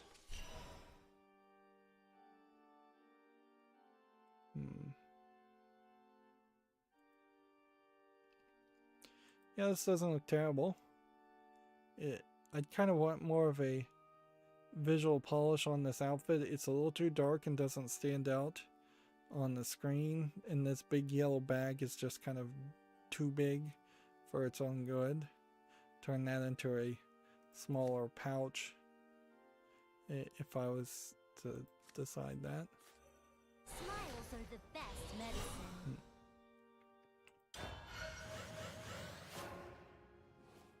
We may be hitting a point of saturation as far as female protagonists, and we still have yet to really hit a point where games let you either have a male or female, or heck, at this point it should just be non-binary as an option too, as far as your protagonist. Instead of trying to have these unique characters, which game developers for decades have been saying, well, we don't give those options where you could make your own character because we're trying to tell a story and we're trying to really develop characters that you know and can relate to and write better story there. The problem with that idea is, sure, you've got Mario. Like, we know Mario as a character, but like, try to really name any personality traits as far as Gordon Freeman, the silent protagonist of Half-Life. There's nothing there. Or the main characters from Rage 2, or the main character from Chell. She basically has no personality as a silent protagonist either. A lot of games have made that claim, but very few games have made interesting characters you can actually relate to. Even in Hellblade, Senua's sacrifice, Senua, so far in the past hour and a half I've played, the first hour and a half I've played, she hasn't really talked or said anything, so you're only observing her from the perspective of the voices one assumes are in her head. Her own thinking seems to be clearly established at the very beginning of the game as not being directly connected to what is being said and what is being shown. So there is this whole false narration that feels like it's going on. Moving on, Nier Reincarnation launches July 28th in the West. This is the mobile phone game, which at this point we are running into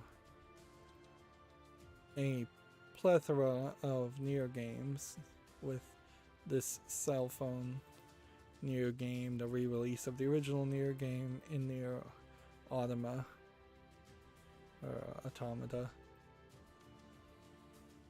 I will say though, this mobile phone game looks a lot more like a game, whereas the depictions of Nier Reincarnation at this point would have made it look very much like it was just a walking simulator and nothing else. So good on them for improving that.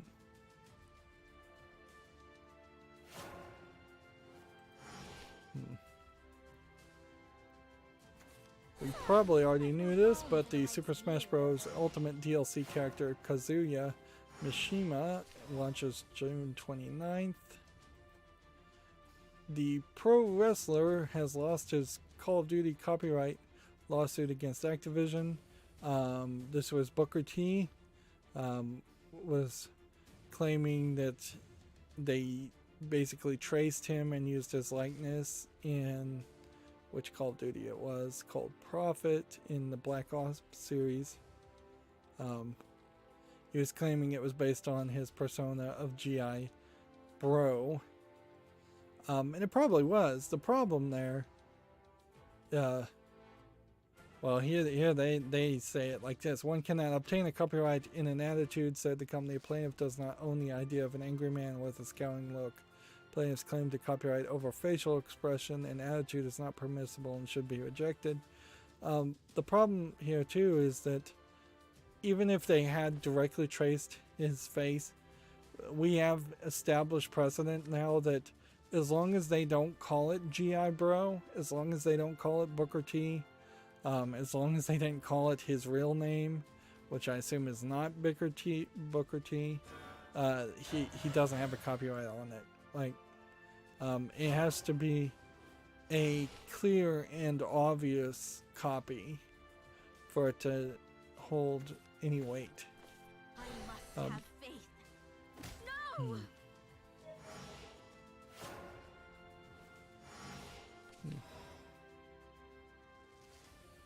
So,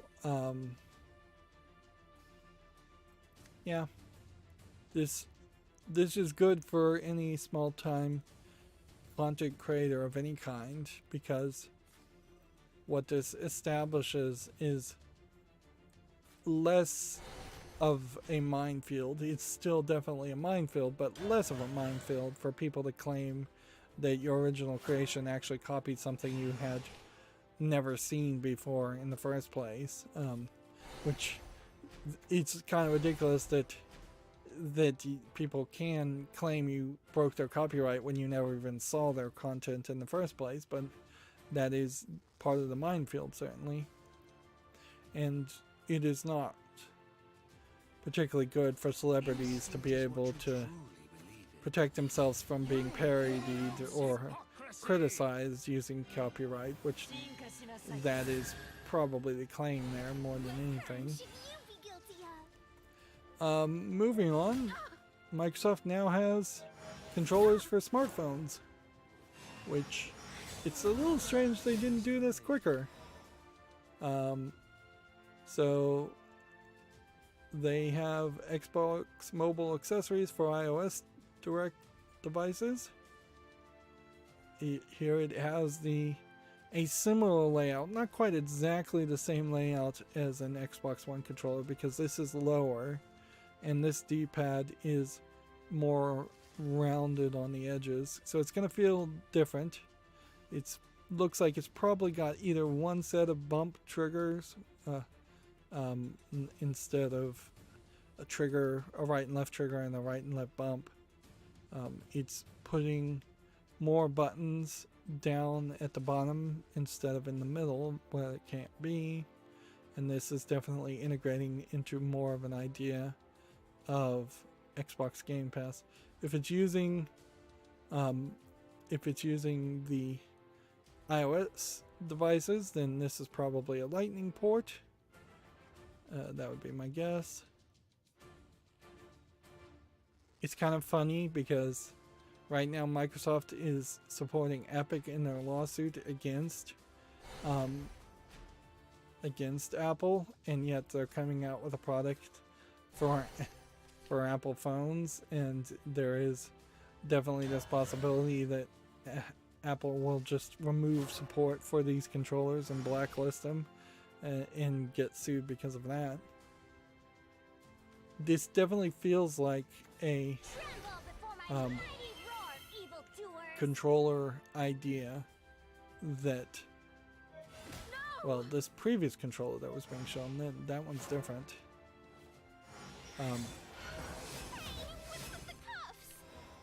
It feels like something that should come for free when you order it, order a year of Xbox Game Pass Ultimate versus paying for it.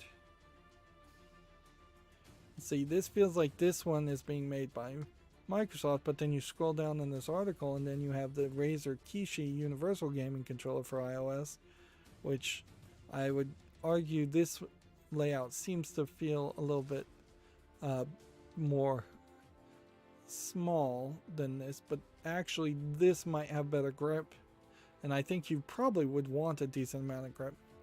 We're kind of going full circle in this case too, where these games controllers and smartphones are replacing what a Switch can do, and I'm not sure if that's a good thing or if that just means that we're potentially raising a generation of kids that are going to have a lesser experience by not having dedicated consoles and just playing games on cell phones, and then cell phones are going to inherently have larger and larger screens, which already I feel like cell phones have too large of a screen.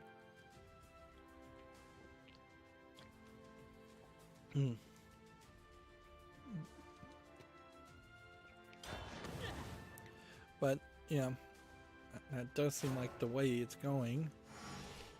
And then they have a power strap, power swap controller batteries, which they also announced.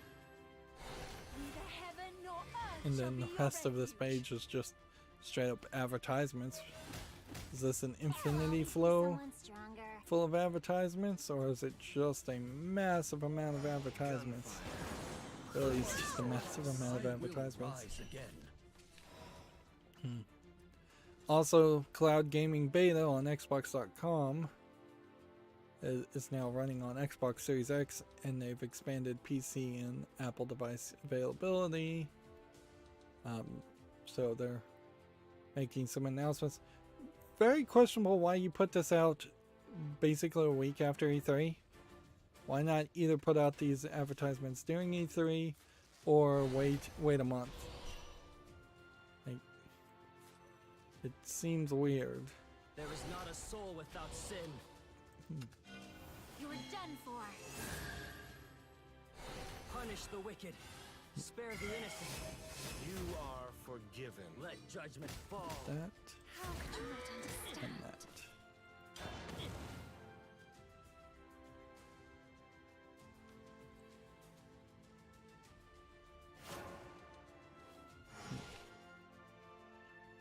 Here we have a game on Steam called Cantalouper, which looks like a garbage game for free, English only.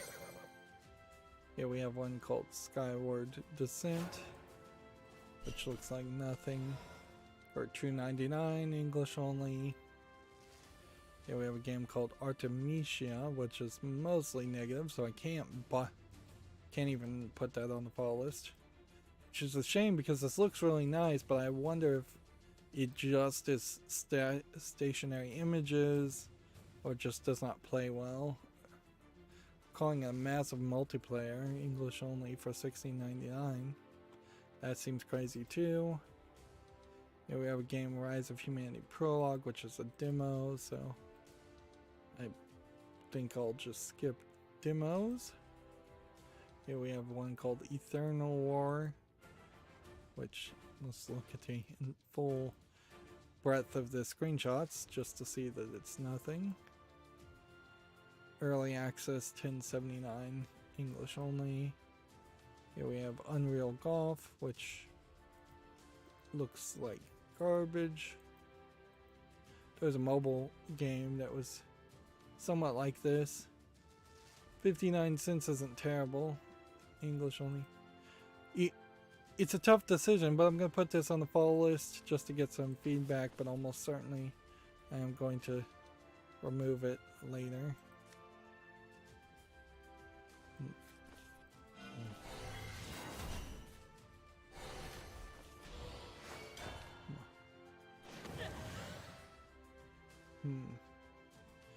play fast enough. Here we have Reginald's Death Arena, which doesn't look like anything. Although the graphics look slightly better than average. Looks like it's just a player versus player game, free, single player or shared split screen, which I imagine is how they really want to play it. Here we have anime puzzles, just very simplistic square puzzles. $6.99, English and Russian. Here we have a game called Battle Dead, which is too simplistic a name. Although the art doesn't look terrible. Let's see. $27.99, English full audio. I suspect this is an asset flip game that's just a little bit more polished. But I can't really guarantee that. And then you have like this Joker image that feels like that probably isn't licensed. The actual game looks like you're just shooting zombies. Let's see, there's a whole trailer here. A lot to point that there actually is some effort on this. It's single player with online co-op. Okay. Reward. And with that. Who will pardon my sins? And just in the turn there.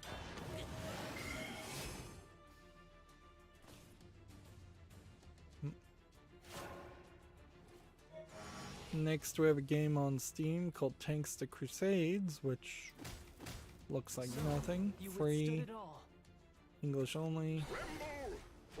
Here we have a game called Quiet Valley 2, which looks like some kind of horror game. Looks very weird, but that doesn't mean it's bad. I guess the real question here at 524 in English only, is there a Quiet Valley 1 and is it well received? It came out on October 8th, 2020. It got 5 reviews. So there's just no relevancy there. So we can immediately ignore that. And there's... Okay, so this alone should win for us. But we'll go ahead and do this. And go ahead and do this. And go ahead and do this, even though it's probably excessive. And then the turn. The world cycles on.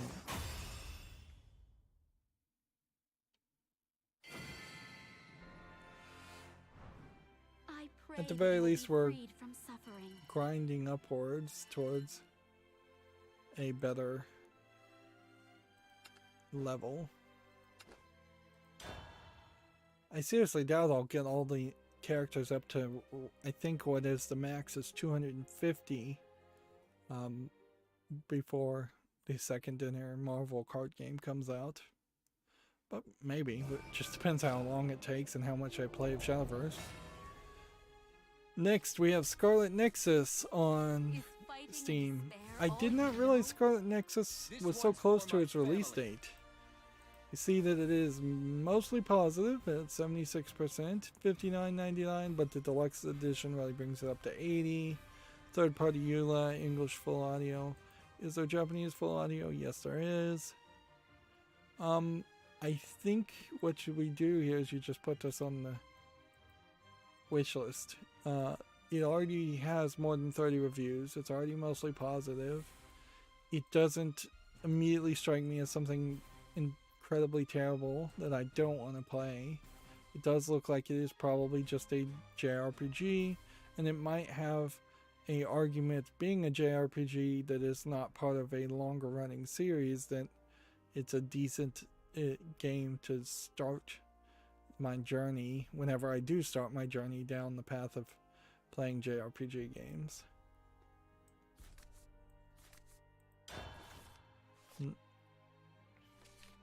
So yeah, that goes on the wish list.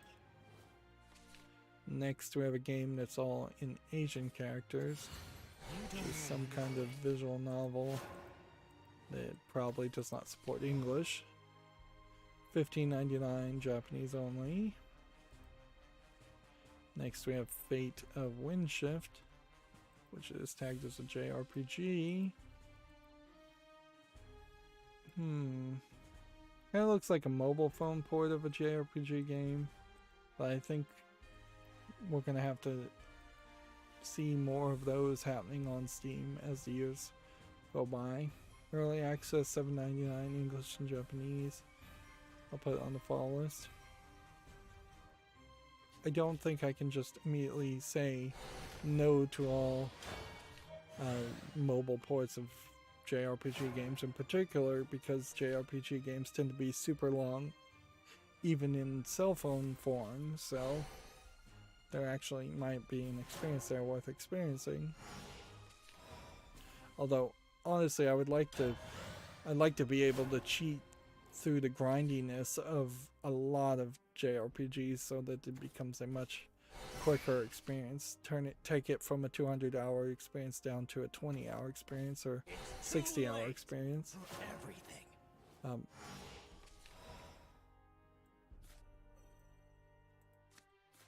I guess we play that. Heavy scriptures. Next we have a game on Steam called Indo Crisis, which looks like a side-scrolling shooter, which I've pretty much dismissed all side-scrolling shooters at this point. $7.49 English full audio. Just don't want to play those games.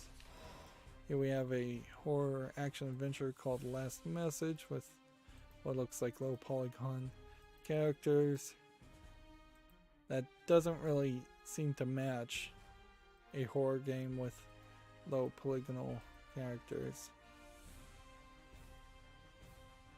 But I guess I have to give this a follow and see. It's free, single player. I think I want to see it. And I see the beginning of the end, so we are potentially going to be done today. Way quicker.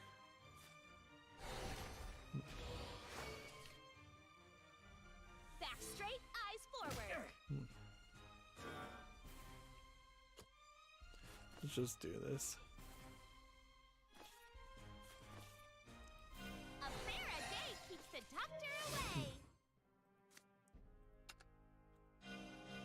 You're done for. Put your legs into each prayer. That's too bad. Next we have a game called Astrodition, which is some kind of space co-op game. Be gone. $12.99 English only. English allegedly full audio. Here we have a game called Devil Eater, which is some kind of asteroids clone of no real interest. 99 cents English and Korean. Here we have Ascendance Rising, which looks like it's a player versus player game. It doesn't look particularly that good. Early access $16.99, online co-op only. Okay, play this. And then, do I want to play this? I think you kind of do.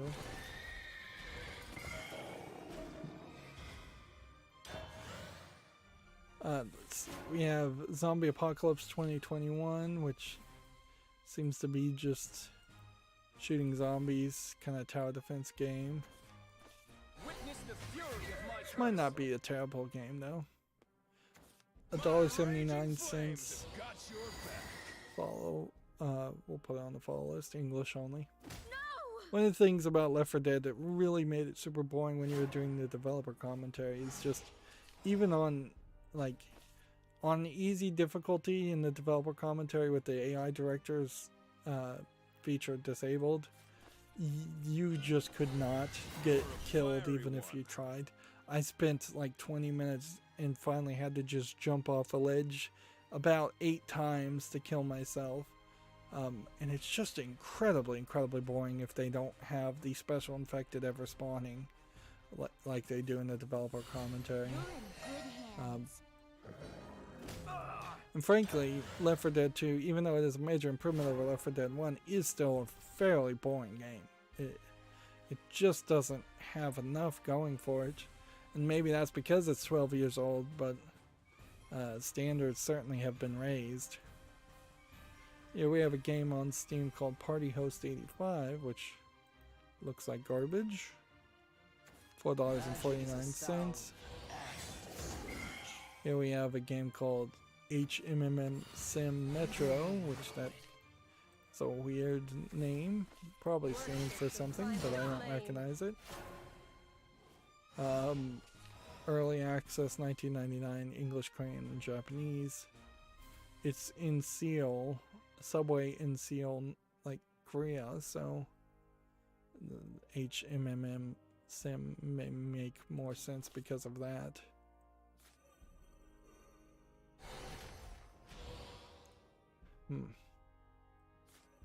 There is not a soul without sin. The See real how this battle works. Punish the wicked. Spare the innocent. My apologies.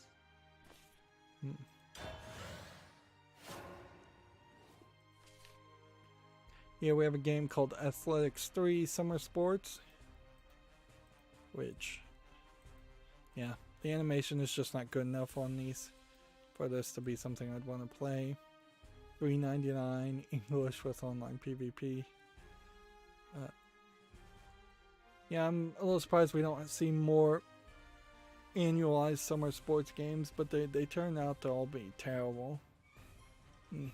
I guess the good news is if we do actually finish in just about 3 hours or less, that works well because I started fairly late today anyways. Here we have a game called Gallantry, and while this doesn't really look like much of a game, the concept is interesting. It won't be long now. But the implementation looks pretty boring. $7.99 is also too expensive. By your will.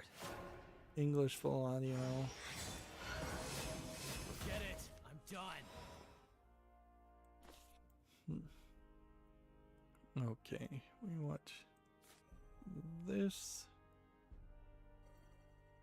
We want this. Look to the zenith, for there I will rise. There. Today we'll lift some heavy scriptures. And one return.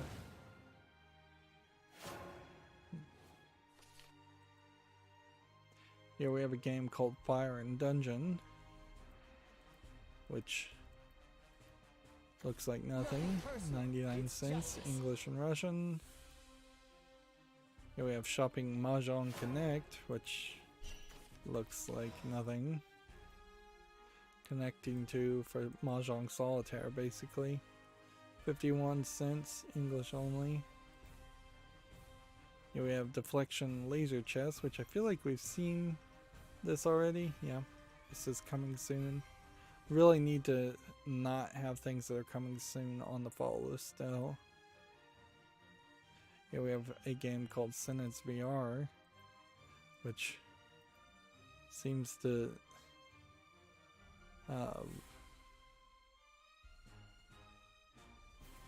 apparently you're in charge of beheading people.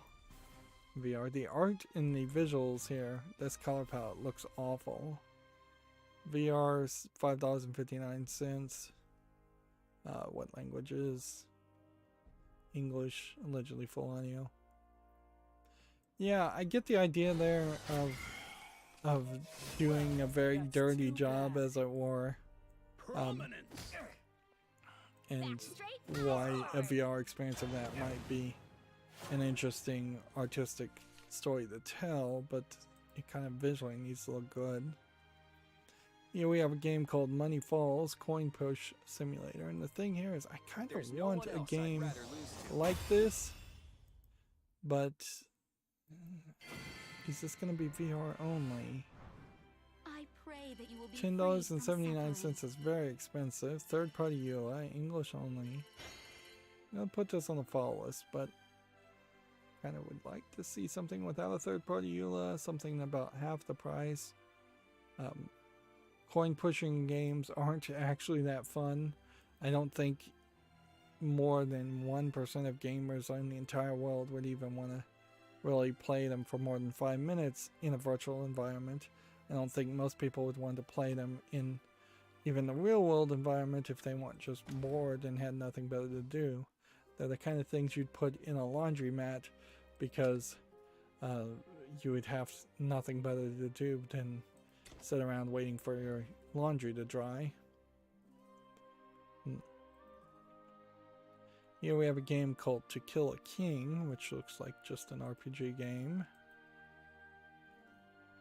$3.59, English only. Here we have a game called Spell Hunter, which looks like a spelling game of no interest. English not supported, $2.99, German only.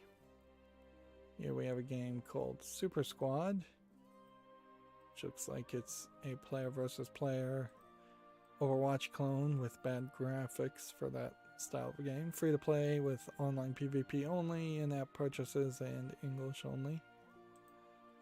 Here we have a game called Up Aeon, A Snake's Journey, which seems to be like a slow version of Snake, which is really just a box pushing game.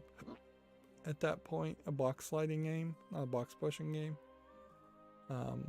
They're calling it a Sokopon game. $2.69, bunch of languages. Let's see, we had already talked about this, but Bermuda's Pokemon Go players petitioned Niantic to make pandemic tweets permanent.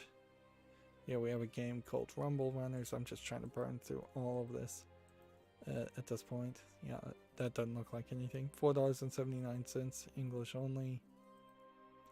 Here we have Valakas Immortal, which doesn't look visually polished enough as a twin stick shooter game. If this had come out in the 90s, I might have given it a chance, but not in 2021. $3.19. You know what I realized is just now, and it's taken me way too long to realize this. There's no reason for me to mention if something's discounted or not.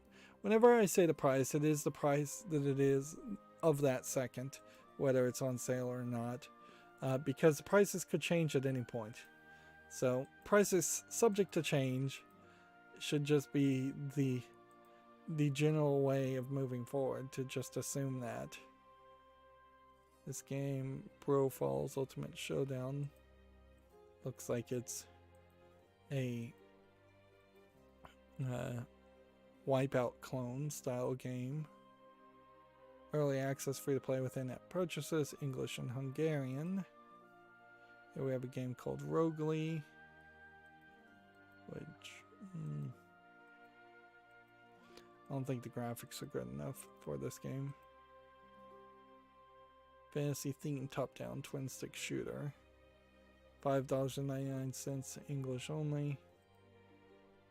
Here we have a game called Recall, which looks like it's a beat 'em up kind of boxing game. Actually looks like there's some effort put into this one. Early access, $8.99, English and Turkish. So I'll put that on the follow list. Here we have a game called Undead and Beyond, which looks like a top-down twin stick shooter zombie game.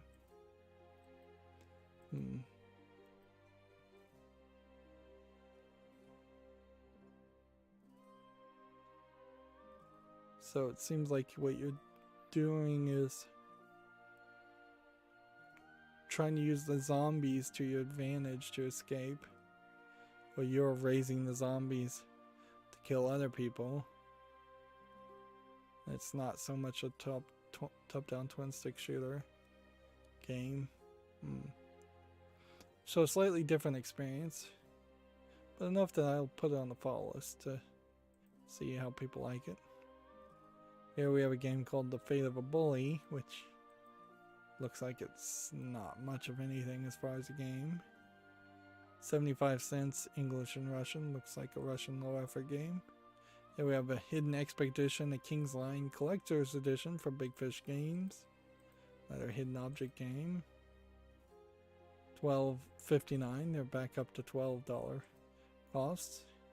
Here we have Babel, the Walking Box, which is already on the fall list, but we can see the ratings are not going well for it.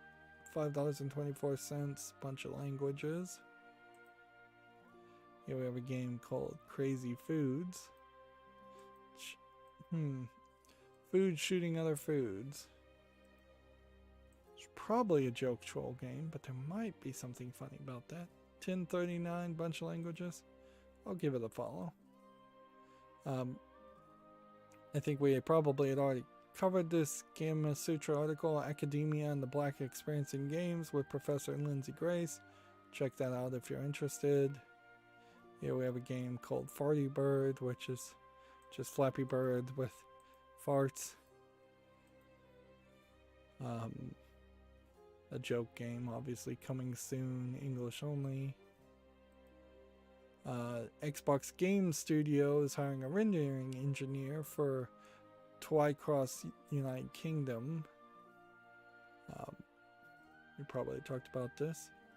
Two Australian brothers want to turn the Xbox Series S into a laptop, according to OpenCritic. I think I'd already talked about that. I think a lot of these we did talk about, and I just couldn't close the tabs because there were so many open. VR Chat scoops up 80 million in funding with the help of Anthos Capital.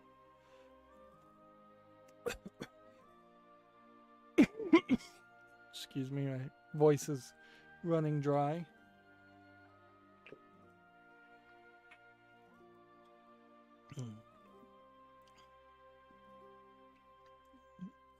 As you probably read by now, everybody but game devs can earn more on the Microsoft Store starting July 18th.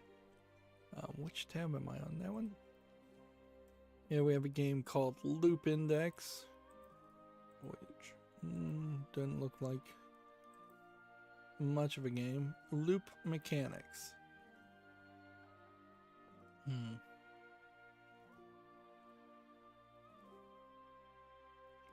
$3.99, bunch of languages.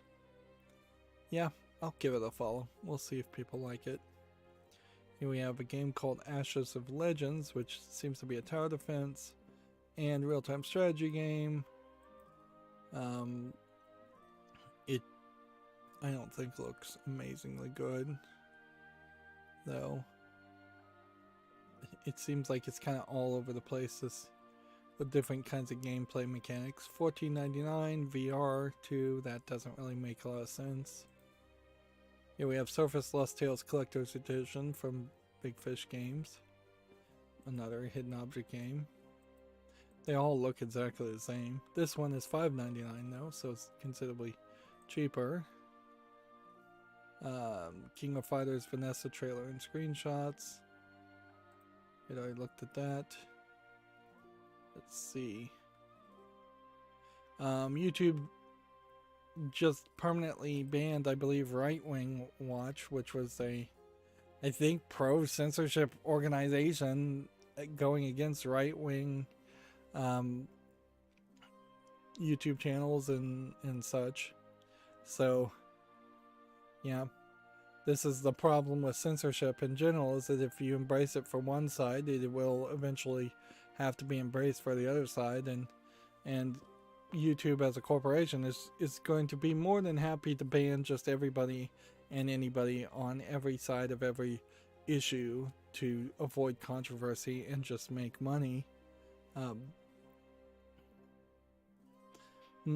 Honestly, I'll throw out my opinion. I think YouTube as a service does a fairly decent job to not polarize people that much while still allowing people who are right-wing to see right-wing content, and they certainly don't do anything at all to hurt or hinder left-wing content. They basically promote it completely. So honestly, I would say YouTube probably should just wash their hands of it and try not to ban anybody at all for any reason, because even when you ban somebody legitimately, like the Steven Crowder, Louder with Crowder bannings, like there probably were some legitimate arguments to ban him, but even when you do ban him that way, they can very easily twist the story to make it seem like it's an illegitimate banning, and unless you clearly and obviously explain why somebody's banned, it's very easy for it to make YouTube become the bad guy when they could have just stayed out of it. So yeah, that is to say, I think probably Steven Crowder should not have been banned either. But I have not followed a lot of that stuff on YouTube. That kind of drama is not healthy for anybody on either side. Here we have a game on Steam called Monstrous Lovers, which looks like a visual novel where you would be dating werewolves and such. See, it's $13.49 English, Spanish, Latin America, full audio. Put it on the follow list. It might not really make it any further than that. And then we have a game called Inflatable Doll here that's tagged sexual content and nudity, although in all the screenshots being shown here, I'm not seeing any of that. In fact, I'm seeing just I don't know if this is a match the cards game or what. We're just exposing this anime image. 84 cents English and Chinese. Nothing there, really. And then we have Pixel Game Maker Series Isekai Quartet Adventure Game Collection, which seems like that might be based off in anime or different animes.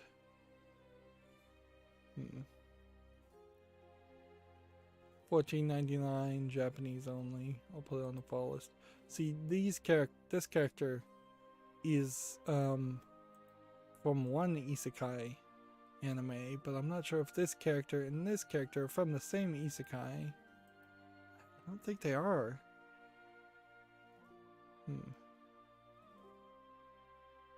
Yeah, these are definitely from like 4 or 5 different anime isekais. Isekai meaning another world. And there's a lot of isekai animes out there. Yeah, that definitely is from a different anime. Yeah, I'd probably have a hard time even recognizing a lot of these characters. So I don't know if I'd particularly do well with a game like that. Did we cover Kingdom Builders?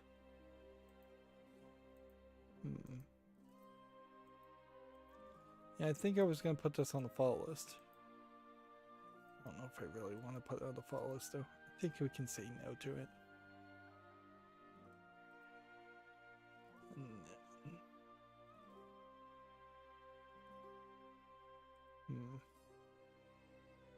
See, Gamma Sutra has an article here. Focus Home Interactive boasts a record year as it continues to accelerate its transformation. You can read more if you're interested in that. And an Indian game streaming app, Loco, nets $9 million from investors, including the PUBG owner Crafton. Okay, so with that, I have no more games to talk about. We are 2 hours and 30 minutes in, so I'm just gonna go down my my Twitter feed and see if there's been any new news in the past couple hours. Otherwise, we are going to be, I think, very well suited to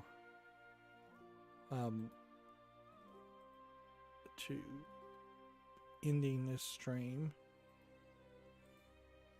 which is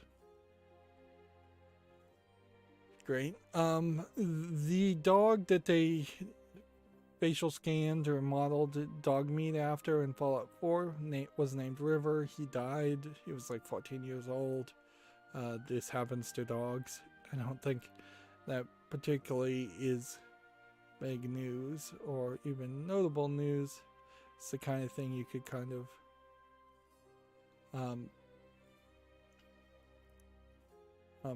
the kind of thing that probably could just be not mentioned. At a certain point, you could make the exact same argument for actors or voice actors in video games dying like 10-20 years later, particularly if they only worked on one game, which would be the case in this instance.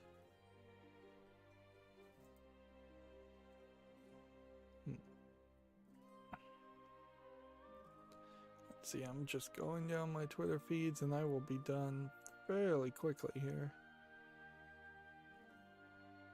Let's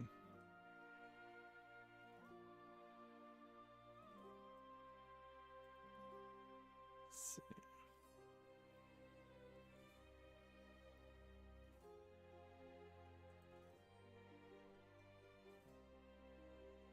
And envisiongame.com.co.uk or whatever. envisioncommunity.co.uk. I didn't get a single article from them this time because pretty much they didn't have anything new to say. Let's see. So Gamma Sutra has a article here. What's the best timing to release your game? Which that's an interesting question, certainly, and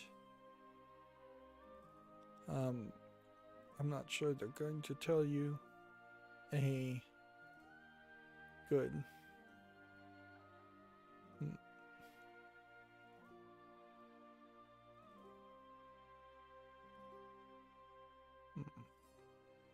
I don't know if they're going to tell you a particularly good answer. A lot of times they'll put out these questions in articles and then they'll respond with, it depends, because it really does depend, but that's not a satisfactory answer. ScumVM is looking for open beta testing of the Journeyman project and the Journeyman Project 2 Buried in Time. They're doing public testing of that. Which, yeah, more games coming to ScumVM emulator.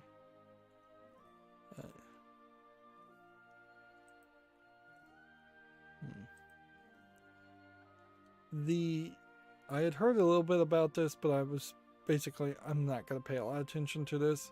But Gamma Sutra has an article here. The Fallout New Vegas writer Chris Avallone is filing a liable lawsuit over sexual misconduct allegations. I'm not sure we even covered this originally when this happened. He's definitely claiming that a lot of the